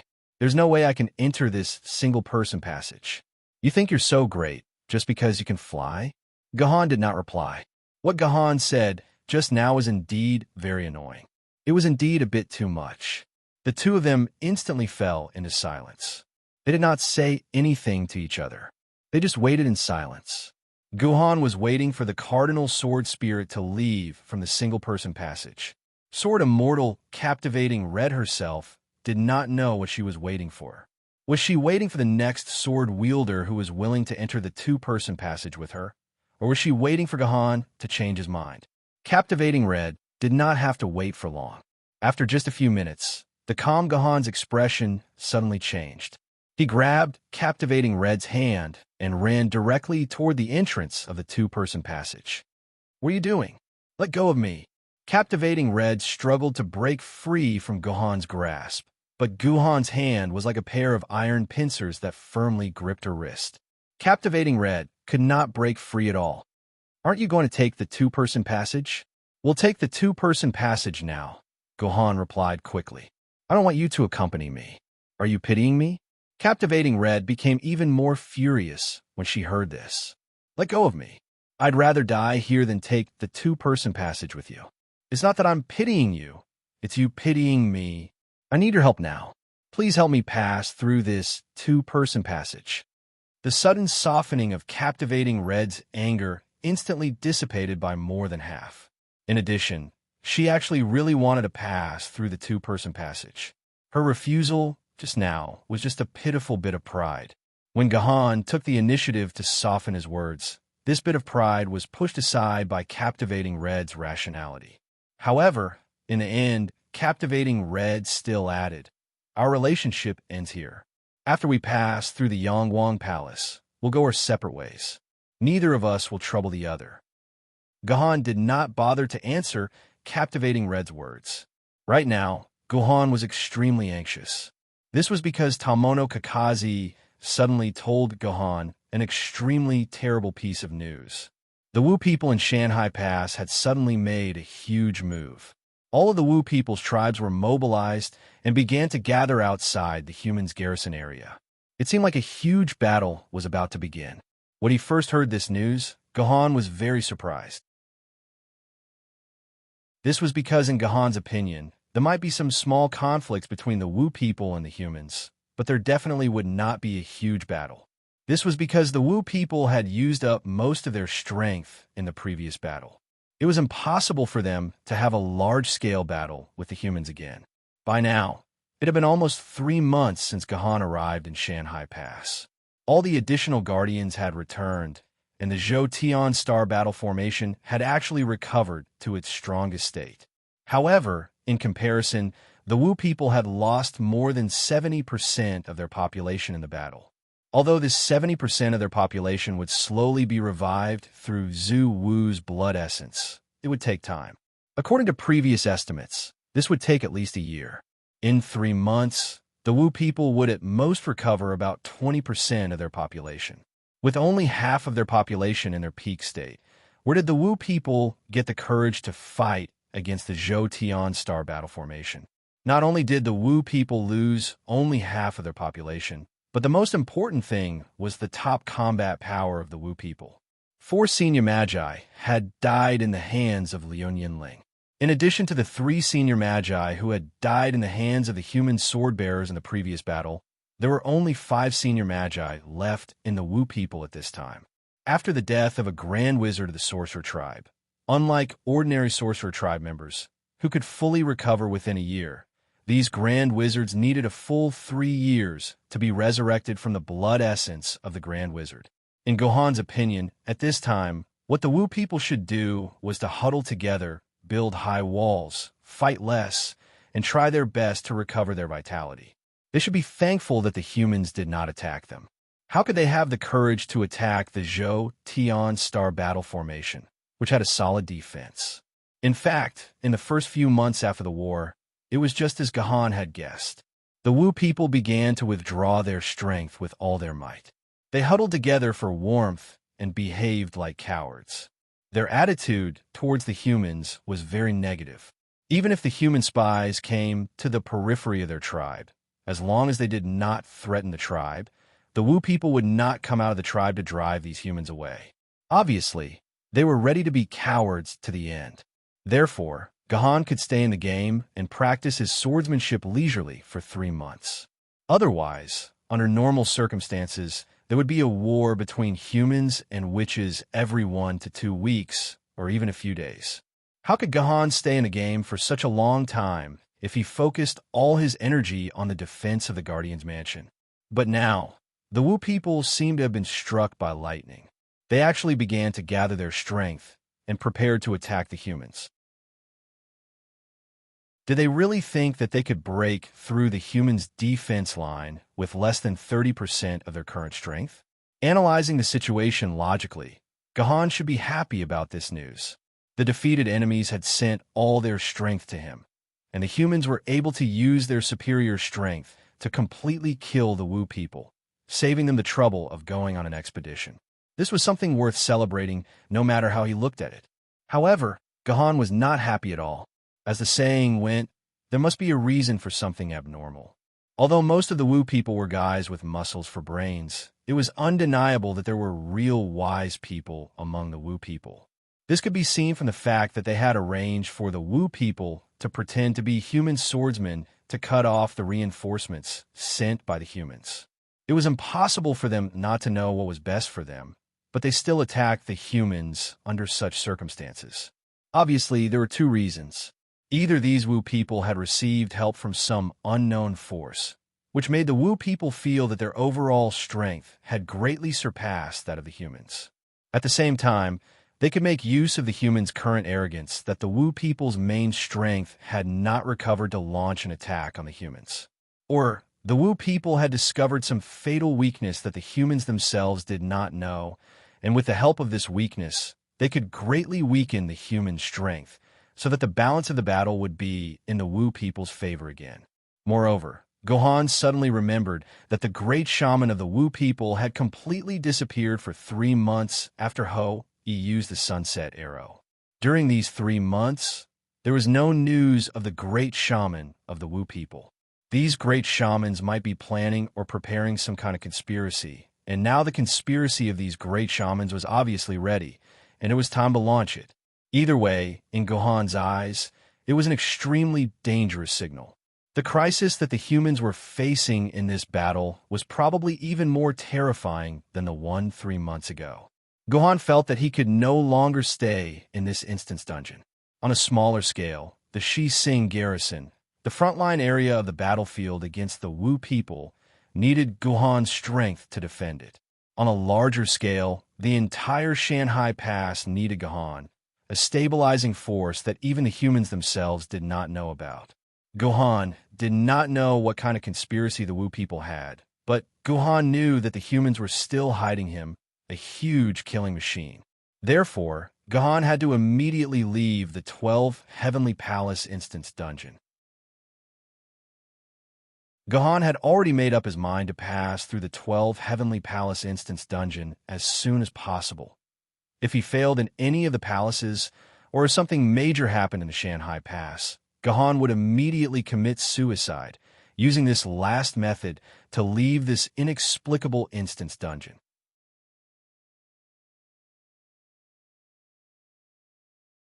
Chapter 975. Of course, there was another thing that Gahan was very concerned about. How did Tamono Kakazi know about the news from the outside world? Since entering this instance dungeon yesterday, Tamono Kakazi had told Gahan very clearly that after she entered this instance dungeon, she had lost contact with the outside world, just like Gahan. Any news from the outside world could not reach Tamono Kakazi's ears. So, in theory, it was impossible for Tamono Kakazi to know that the Wu people were attacking. According to Tamono Kakazi herself, she did not understand what was going on. Just a moment ago, she inexplicably regained her connection with the outside world. Then, Tamono Kakazi immediately connected to her own database, accepting the various data of the several thousand tanks that the AI core hadn't received for the day. It took Tamono Kakazi a few more seconds to analyze the information of these tanks. Only then did she discover the news of the Wu people's unusual movements in Shanhaiguan. She did not dare to delay and immediately told Gahan. After telling the information to Gahan, Tamono Kakazi instantly lost contact with the outside world and returned to her previous state of isolation. It seems that there is indeed a mysterious force secretly manipulating this instance dungeon. Hearing Tamono Kakazi's description, Gahan was more certain about his previous speculation about this instance dungeon. This instance dungeon was controlled by a hidden will, and this will could arbitrarily control everything in the entire instance dungeon. It could restore and isolate Tamono Kakazi's contact with its host computer according to its own will. Tamono Kakazi was the highest intelligence in the entire game. In theory, other than the management authority of the research institute that controlled Tamono Kakazi, which was above Tamono Kakazi, no other will could surpass Tamono Kakazi in terms of authority. However, in this instance dungeon, the will could wantonly control Tamono Kakazi. This was undoubtedly a very dangerous thing to do. It would be fine if the consciousness's authority was limited to the 12 Heavenly Palace instance dungeon. However, if the consciousness could surpass the 12 Heavenly Palace instance dungeon and control the entire game, the humans in the game would undoubtedly be in an extremely dangerous state. If this consciousness was like what was described in a certain novel, where everyone's consciousness was forcefully imprisoned in the game, and players would become idiots once they were forced to quit, then the entire human society would undoubtedly be threatened by this consciousness. That explained why the Sword Committee had decided to reformat Sword Maiden Online. If they didn't remove the 12 skyscraping palaces, which was an element that humans couldn't control, how could the Sword Committee let so many humans and sword bearers stay in a dungeon that could kill them at any time? All right, back to business.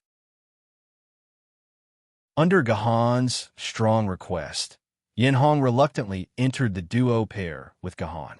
Although they were on the duo pair, they were actually on two completely separate paths. The entire path was less than 50 centimeters wide, which was barely enough for a pair of feet.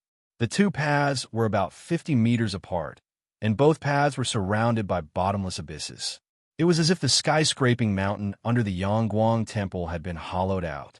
The participants who stood on this path were actually similar. A slight breeze would cause them to sway, and they might even fall into the abyss if they weren't careful. When Gahan and Yin Hong stepped onto the starting point of the two paths, two screens automatically extended to Gahan and Yin Hong, displaying a notification. The straight line distance between two participants is not allowed to exceed 100 meters. If one of the participants gives up, both of them will fail at the same time. If one of the participants successfully passes the Yangguang Temple, the other will also succeed at the same time. Falling into the abyss will not be life-threatening, and the participant will reappear at the place where he lost his footing. However, the other person will receive a punishment of increasing the weight he has to carry. The first time you lose your footing, the weight you have to carry will be increased by 50 kilograms. The second time you lose your footing, the weight you have to carry will be increased by 100 kilograms. The punishment will continue until you fall 20 times, and each additional weight will be increased by 1,000 kilograms. Are you ready? Gohan glanced at Yin Hong, who was 50 meters away, and asked, "Ready?" Yin Hong nodded, and the two of them took their first step at the same time. When they took their first step, countless laser guns extended from both sides of the Yangguang Temple, and without any explanation, they began to shoot golden laser guns at Gohan and Yin Hong. Although these laser guns were aimed at Gohan and Yin Hong, their speed had clearly been deliberately adjusted. They did not have the terrifying speed of light, and their shooting speed was about 1,000 kilometers per hour, the same as the flying speed of the Dragon Balls in the Dragon Ball Palace. These laser guns shot at Gohan at a speed of about 5 per second. What he needed to do was to move forward while dodging these laser guns. In the eyes of ordinary people, such a speed was naturally unavoidable, but in Gohan's eyes, it was not so fast that he could not deal with it. These laser guns could not obstruct Gohan at all. Gohan twisted his body slightly and was able to perfectly dodge these laser guns. In less than a few seconds, Gohan had advanced a distance of several tens of meters. But at this time, Gohan had no choice but to stop because a red line had appeared on the road in front of Gohan. This was the red line that indicated the distance between Gohan and Captivating Red. Once he crossed this red line, it would mean that the distance between him and Captivating Red was more than 100 meters. Therefore, Gohan could not cross this red line. He could only stand in place and make all sorts of strange movements to evade the laser attacks while waiting for Captivating Red's footsteps.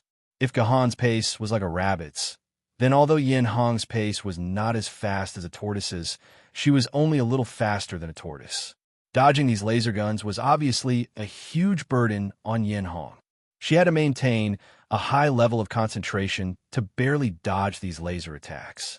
So when Yin Hong arrived at the place where Gohan was, she had already spent a few minutes. In just these few minutes, Yin Hong's face was flushed and her forehead was covered with cold sweat. At this time, Yin Hong's physical strength was almost exhausted. "You can do it." Gohan looked at the road in front of him, but he could not see the exit. He estimated that this two-person passage was at least 5 kilometers away, and they had only advanced 50 meters. That was less than 1% of the total distance. However, Gohan knew that in this situation, he could not give Yin Hong any pressure. The best choice was to let her move forward in a relaxed manner. So, other than words of encouragement, Gohan did not say anything else. When Yin Hong arrived at the place where Gohan was, Gohan moved forward about 50 meters again. Gohan's advance was still as relaxed as ever, but Captivating Red's advance had become much more difficult. This time, Captivating Red was hit by the golden laser for the first time. Clearly, her stamina could no longer keep up with the laser.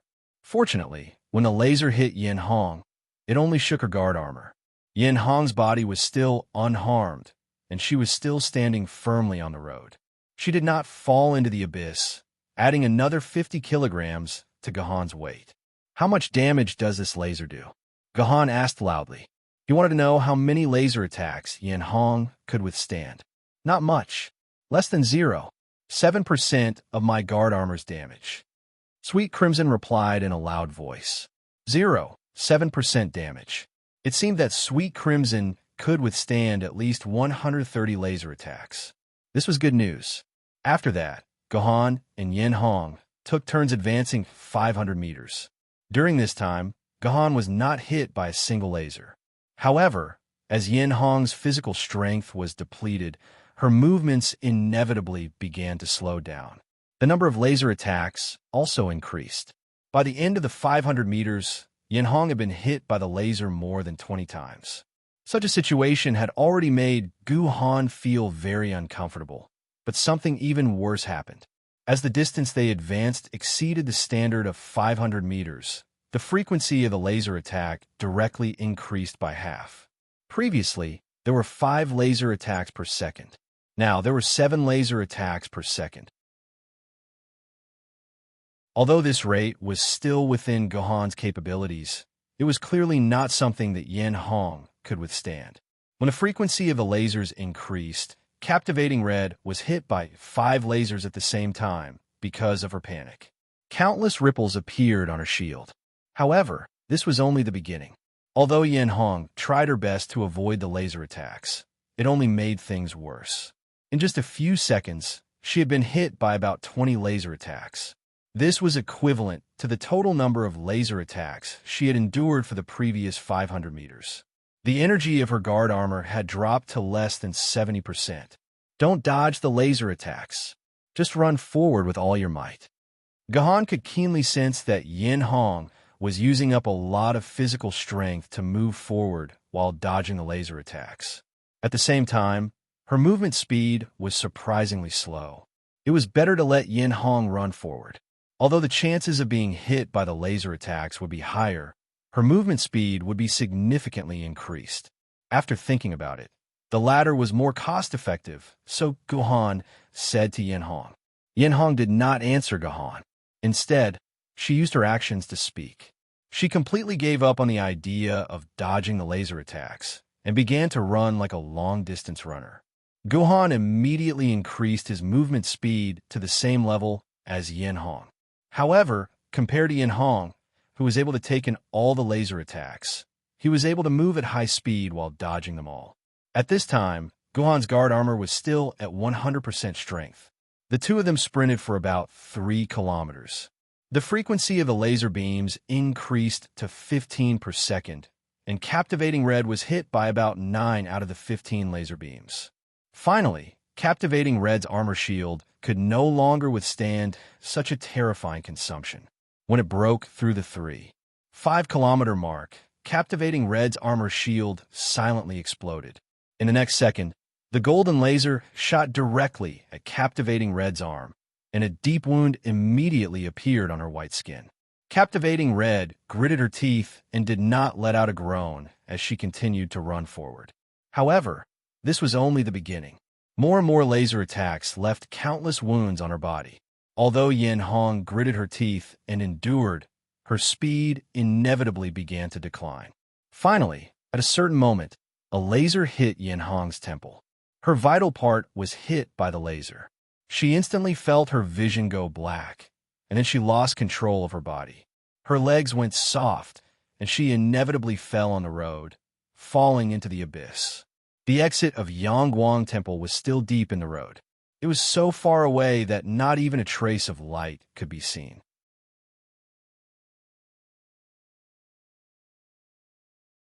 Chapter 976. Although Captivating Red had unfortunately fallen into the abyss, there was no need to worry. After all, the 12 skyscraping palaces were created by Kinzu to recruit disciples. They did not have any intention of killing the sword wielder. Moreover, according to the rules of the Yangguang Temple, falling into the abyss would not result in failure. Instead, one would be sent back to where they fell. However, there was a price to pay. The price was that Gahan suddenly felt a weight on his body. Of course, this weight was not the traditional method of making Gahan carry a backpack full of rocks. Instead, the gravity under Gahan's feet had been adjusted. It was equivalent to increasing Gahan's weight by 50 kilograms. This made Gahan feel very surprised. Gravity control technology was a technology that humans had spent more than 400 years researching after the Great Calamity. How could the Yangguang that the sword ancestor had built possess such technology? Well, Kinzu's matter was still shrouded in mystery. Gahan could not be bothered to look into it. The 50 kilograms did not affect Gahan at all. Gahan could still easily dodge the laser beams that were shooting at him. In comparison, Gahan was more worried about Captivating Red. Once Captivating Red fell into the abyss once, it would not be long before she fell into the abyss again. Damn it! Captivating Red felt guilty as she returned to the path. She knew that her failure had increased Gahan's weight by 50 kilograms. Captivating Red did not dare imagine what it would be like if she was the one carrying the 50 kilograms. However, what surprised Captivating Red was that after she reappeared on the road, although the wounds on her body were still there, her stamina seemed to have recovered a little. At the very least, she was a little stronger than when she fell into the abyss. It seemed that falling into the abyss was not a bad thing. At the very least, it allowed the person who fell to recover some stamina and HP. Damn it. What kind of damned thoughts were I having? Compared to the stamina I recovered, Gahan must have lost even more stamina. Captivating Red spat at herself in disdain. I have to run. Yinhong clearly knew what she had to do at this time, so she ignored her bleeding wounds and her dizzy temples and continued to run forward quickly. However, just like what Guhan thought, even though Captivating Red tried her best to endure the pain caused by the lasers and ran as fast as possible, it still couldn't prevent her from falling into the abyss for the second time. This time, a laser beam hit Captivating Red's ankle. The intense pain caused her to lose control of her body and fall into the abyss for the second time. On the other hand, Gahan had to carry another 100 kilograms of weight. Although this 100 kilograms was not a significant burden to Gahan, it still slowed down Guhan's dodging speed.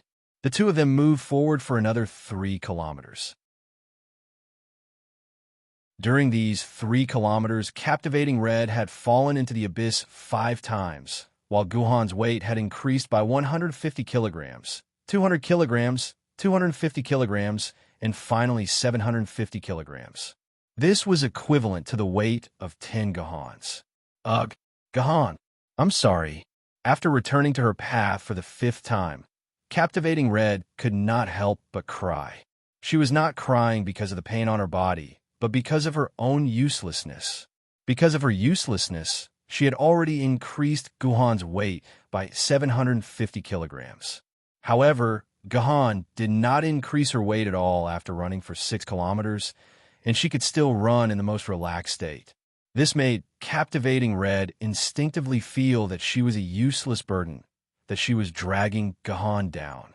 She could not blame Gahan for not wanting to move forward with her, because she and Gahan were not on the same level. She was really too useless. Thinking of this, Captivating Red could not help but cry. On the other side, Gahan naturally heard Captivating Red's crying. He knew very well why Captivating Red was crying. For Gahan, carrying 750 kilograms of weight was already a burden that could not be ignored. Gahan's dodging speed was at least a third slower than before.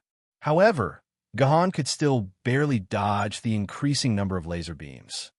Why are you crying? If you really don't want to increase my burden, then don't give yourself any time to cry. Run forward as fast as you can. This is the greatest repayment you can give me. Guhan's voice sounded like thunder in Captivating Red's ears. What else could Captivating Red say? She could not say anything and could only run forward with all her might. However, the further she went, the more difficult and painful it became for Captivating Red. After breaking through the 6-kilometer mark, the number of laser beams around her increased to 18 per second. For every second that Captivating Red ran, she would be hit by at least 5 laser beams. It could be said that at this time, Captivating Red's body did not have many intact patches of skin left.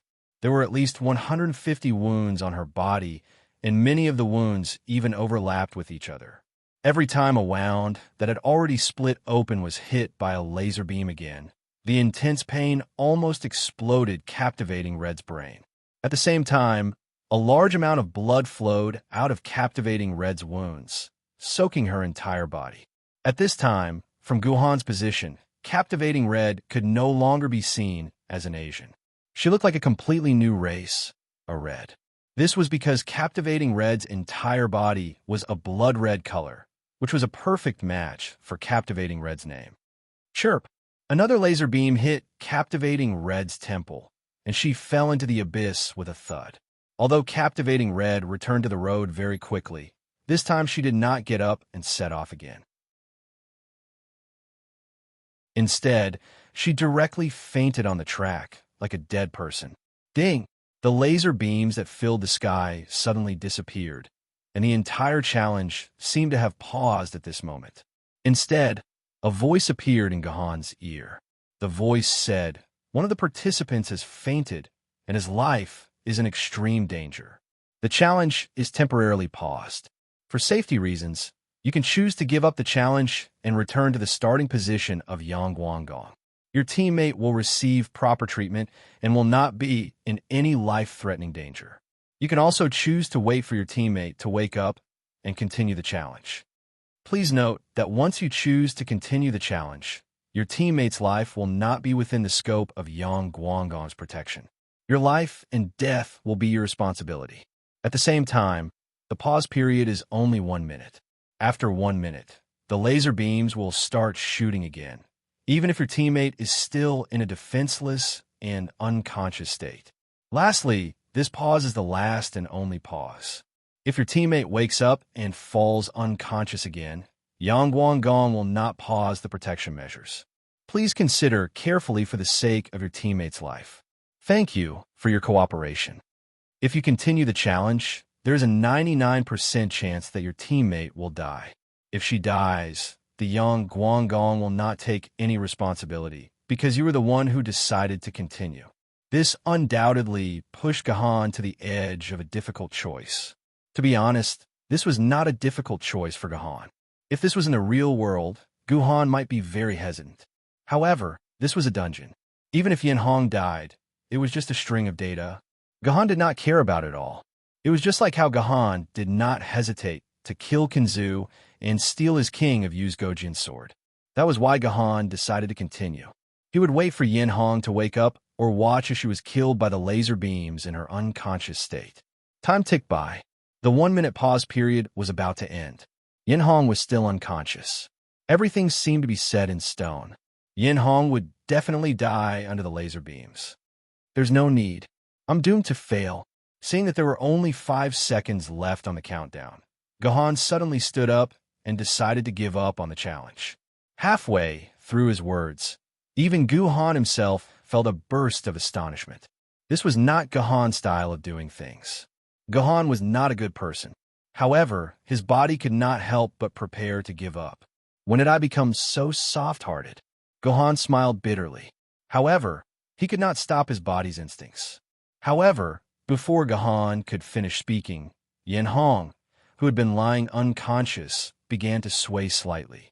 It would appear that she had woken up. Then, Captivating Red slowly stood up in a numb but determined manner. She didn't even look at Guhan, nor did she say anything. She didn't even have an expression on her face as she continued to walk forward in a daze. Since Yin Hong had begun to move forward, the laser beams that had paused earlier began to fire again. Perhaps because she had just woken up from her unconscious state, Yin Hong's movement speed was not as fast as before. She was moving forward at the walking speed of a normal person. Thus, it was not difficult for the laser beams to hit her. Out of the 18 laser beams, 16 hit Yin Hong's wounded body. Strangely, no matter how many laser beams hit her body, Yin Hong did not seem to feel any pain. She did not care about the laser beams and continued to walk forward. Yin Hong's current state was particularly strange. She looked like a zombie.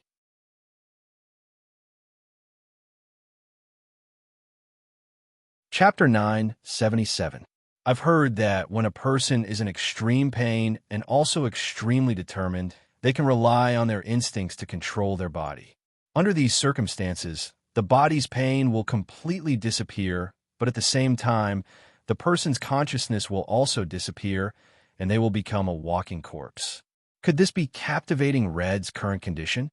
Guhan mused to himself as he watched Sword Immortal Captivating Red advance at a steady pace. After Sword Immortal, Captivating Red became a walking corpse. She received more damage from the lasers, but she was no longer in danger of falling off the path. After walking for 5 kilometers, she didn't fall into the abyss, nor did the weight on Guhan's body increase again. Gahan breathed a sigh of relief. This was because the weight on Gahan's body had increased to 2,750 kilograms, which was equivalent to carrying a small car on his back. This kind of burden made even Gahan a little unbearable, and there were many times when he was almost unable to evade the lasers. However, this didn't concern Gahan. Gahan was more concerned about Captivating Red's current condition. Even though Captivating Red could avoid the pain by entering her walking corpse state, her body itself wasn't something that could be avoided. Gohan had already lost count of how many lasers Captivating Red had endured, but Gohan knew that she had lost at least 80% of her blood. If this had happened to a mortal, Captivating Red would have already died. Only a sword wielder's body could withstand this kind of exhaustion. However, this was almost the limit of Captivating Red's body. Once she lost all of her blood, she would truly become a walking corpse. Fortunately, at this moment, Gohan suddenly saw a glimmer of light appear in front of him. Although this light was very dim and very graceful, it was truly a light that existed. This meant that the two of them were about to reach the end of their path. An ray of hope had appeared. However, it was also at this moment that Captivating Red's body reached its limit. After being struck by another laser, Captivating Red suddenly knelt to the ground, and her eyes began to roll back. This was a sign that her body had reached its limit. Captivating Red's body was on the verge of collapse. She could no longer take another step forward. Finally, after being hit by more than a dozen laser beams, Captivating Red's body staggered and fell into the abyss. This was the first time she fell into the abyss after entering the zombie state. Gohan instantly felt the weight on his body increase by 550 kilograms. His body became sluggish, and he was hit by a laser beam. This was the first time Gohan had been hit by a laser beam since the beginning of the test. Fortunately, Gohan's body was still solid, so the laser beam did not really hurt Gohan's body. It only reduced the energy intensity a little. However, this was not a good sign. This meant that the weight had reached a dividing line. If the weight continued to increase, Gohan would inevitably continue to suffer more damage. On the other side, Captivating Red, who had been knocked into the abyss, returned to the road. Unexpectedly, Captivating Red, who had returned to the road, seemed to have regained some of her vitality. She actually continued forward once more. All right, I remember Captivating Red just told me that every time she returned, her stamina would recover a little. It seems that this recovery not only works on stamina, but also on blood. Gohan guessed the reason why Captivating Red could continue forward. This gave Gohan a little hope. If she could recover some of her stamina and blood after falling into the abyss, then Captivating Red could continuously rely on falling into the abyss to recover her stamina and blood. She could then rely on this method to continue moving forward until the end. However, this way, the pressure would be transferred to Gohan.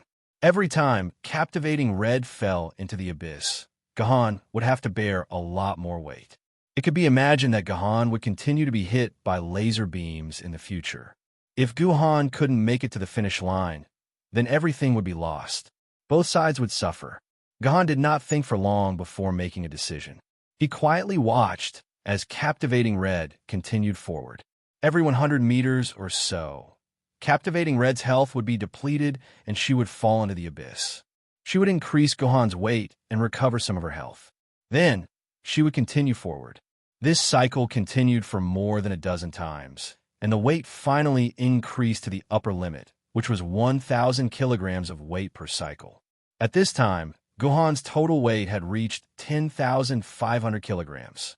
It was equivalent to carrying 1/3 of the Type 59 tank's weight. Right now, Gohan had a hard time dodging. Gohan could not dodge half of the 18 laser beams. He could only forcefully use his body armor to withstand the damage from the laser beams. Although the light at the end of the path was much brighter than before, it still felt unreachable. Gohan didn't know how many kilograms of weight he had to carry to reach the end of the path. In comparison, Captivating Red was incomparably relaxed. She only needed to keep falling into the abyss, keep recovering her blood essence, and keep moving forward. All the pressure was shouldered by Gohan. As time passed, Gohan could no longer maintain his high speed. He could only move forward at the speed of a zombie, like Captivating Red. This was because Gohan's weight had increased to 35,500 kilograms. This was the weight of a Type 59 tank. Gohan could feel that every inch of his muscles was trembling and every bone in his body was creaking. Perhaps in the next second, Gohan's bones would not be able to support such a heavy weight and would completely break. Fortunately, the end was right in front of him. He only needed about 500 meters to pass the test. However, Yang Guanggong did not seem to want to let Gahan pass just like that. In the last 500 meters, the number of laser beams increased dramatically, from 18 laser beams per second to 48 laser beams per second. Gahan had to endure about 40 laser beams per second. Even if Gahan's body armor was very sturdy, it could not withstand such a consumption. The total energy was decreasing at a visible rate. Fight! Other than fighting, Gahan had no other choice. According to captivating Red's speed, she would fall into the abyss at least 5 more times. This meant that Gahan's final weight would be as high as 40,500 kilograms. When there was only 300 meters to the end, Gahan's weight increased to 37,500 kilograms. When the weight increased by 1,000 kilograms, Gahan heard the bones in his calf crack. Then, the pain was like an electric shock, and Gahan was instantly soaked in cold sweat. What was even more frightening was that Gahan suddenly felt that his body could no longer provide him with the strength to continue moving forward. For a moment, Gahan froze in place.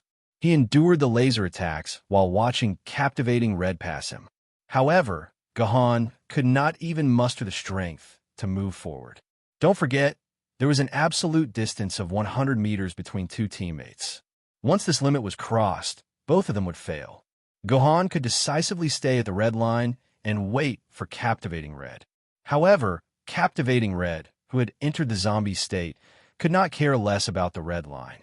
She would definitely cross it without hesitation. If that happened, all his efforts would be wasted.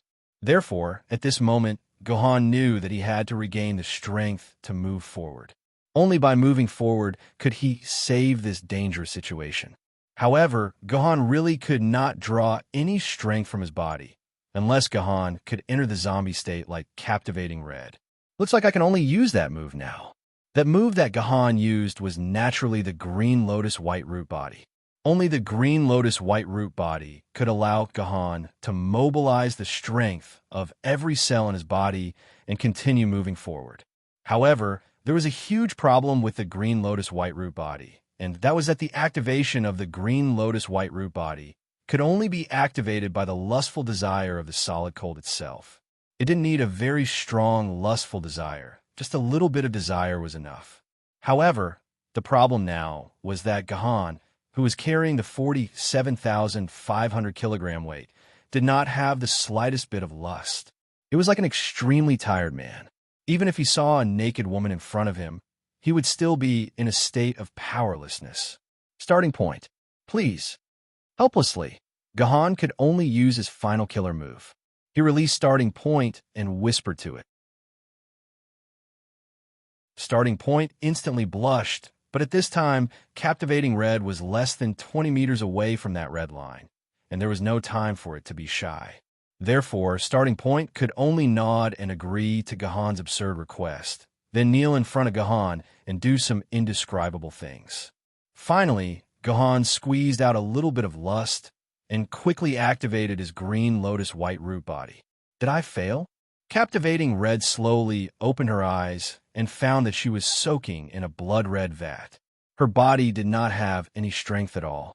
Even if he wanted to move his finger, he would instantly feel the pain as if his finger was being torn apart.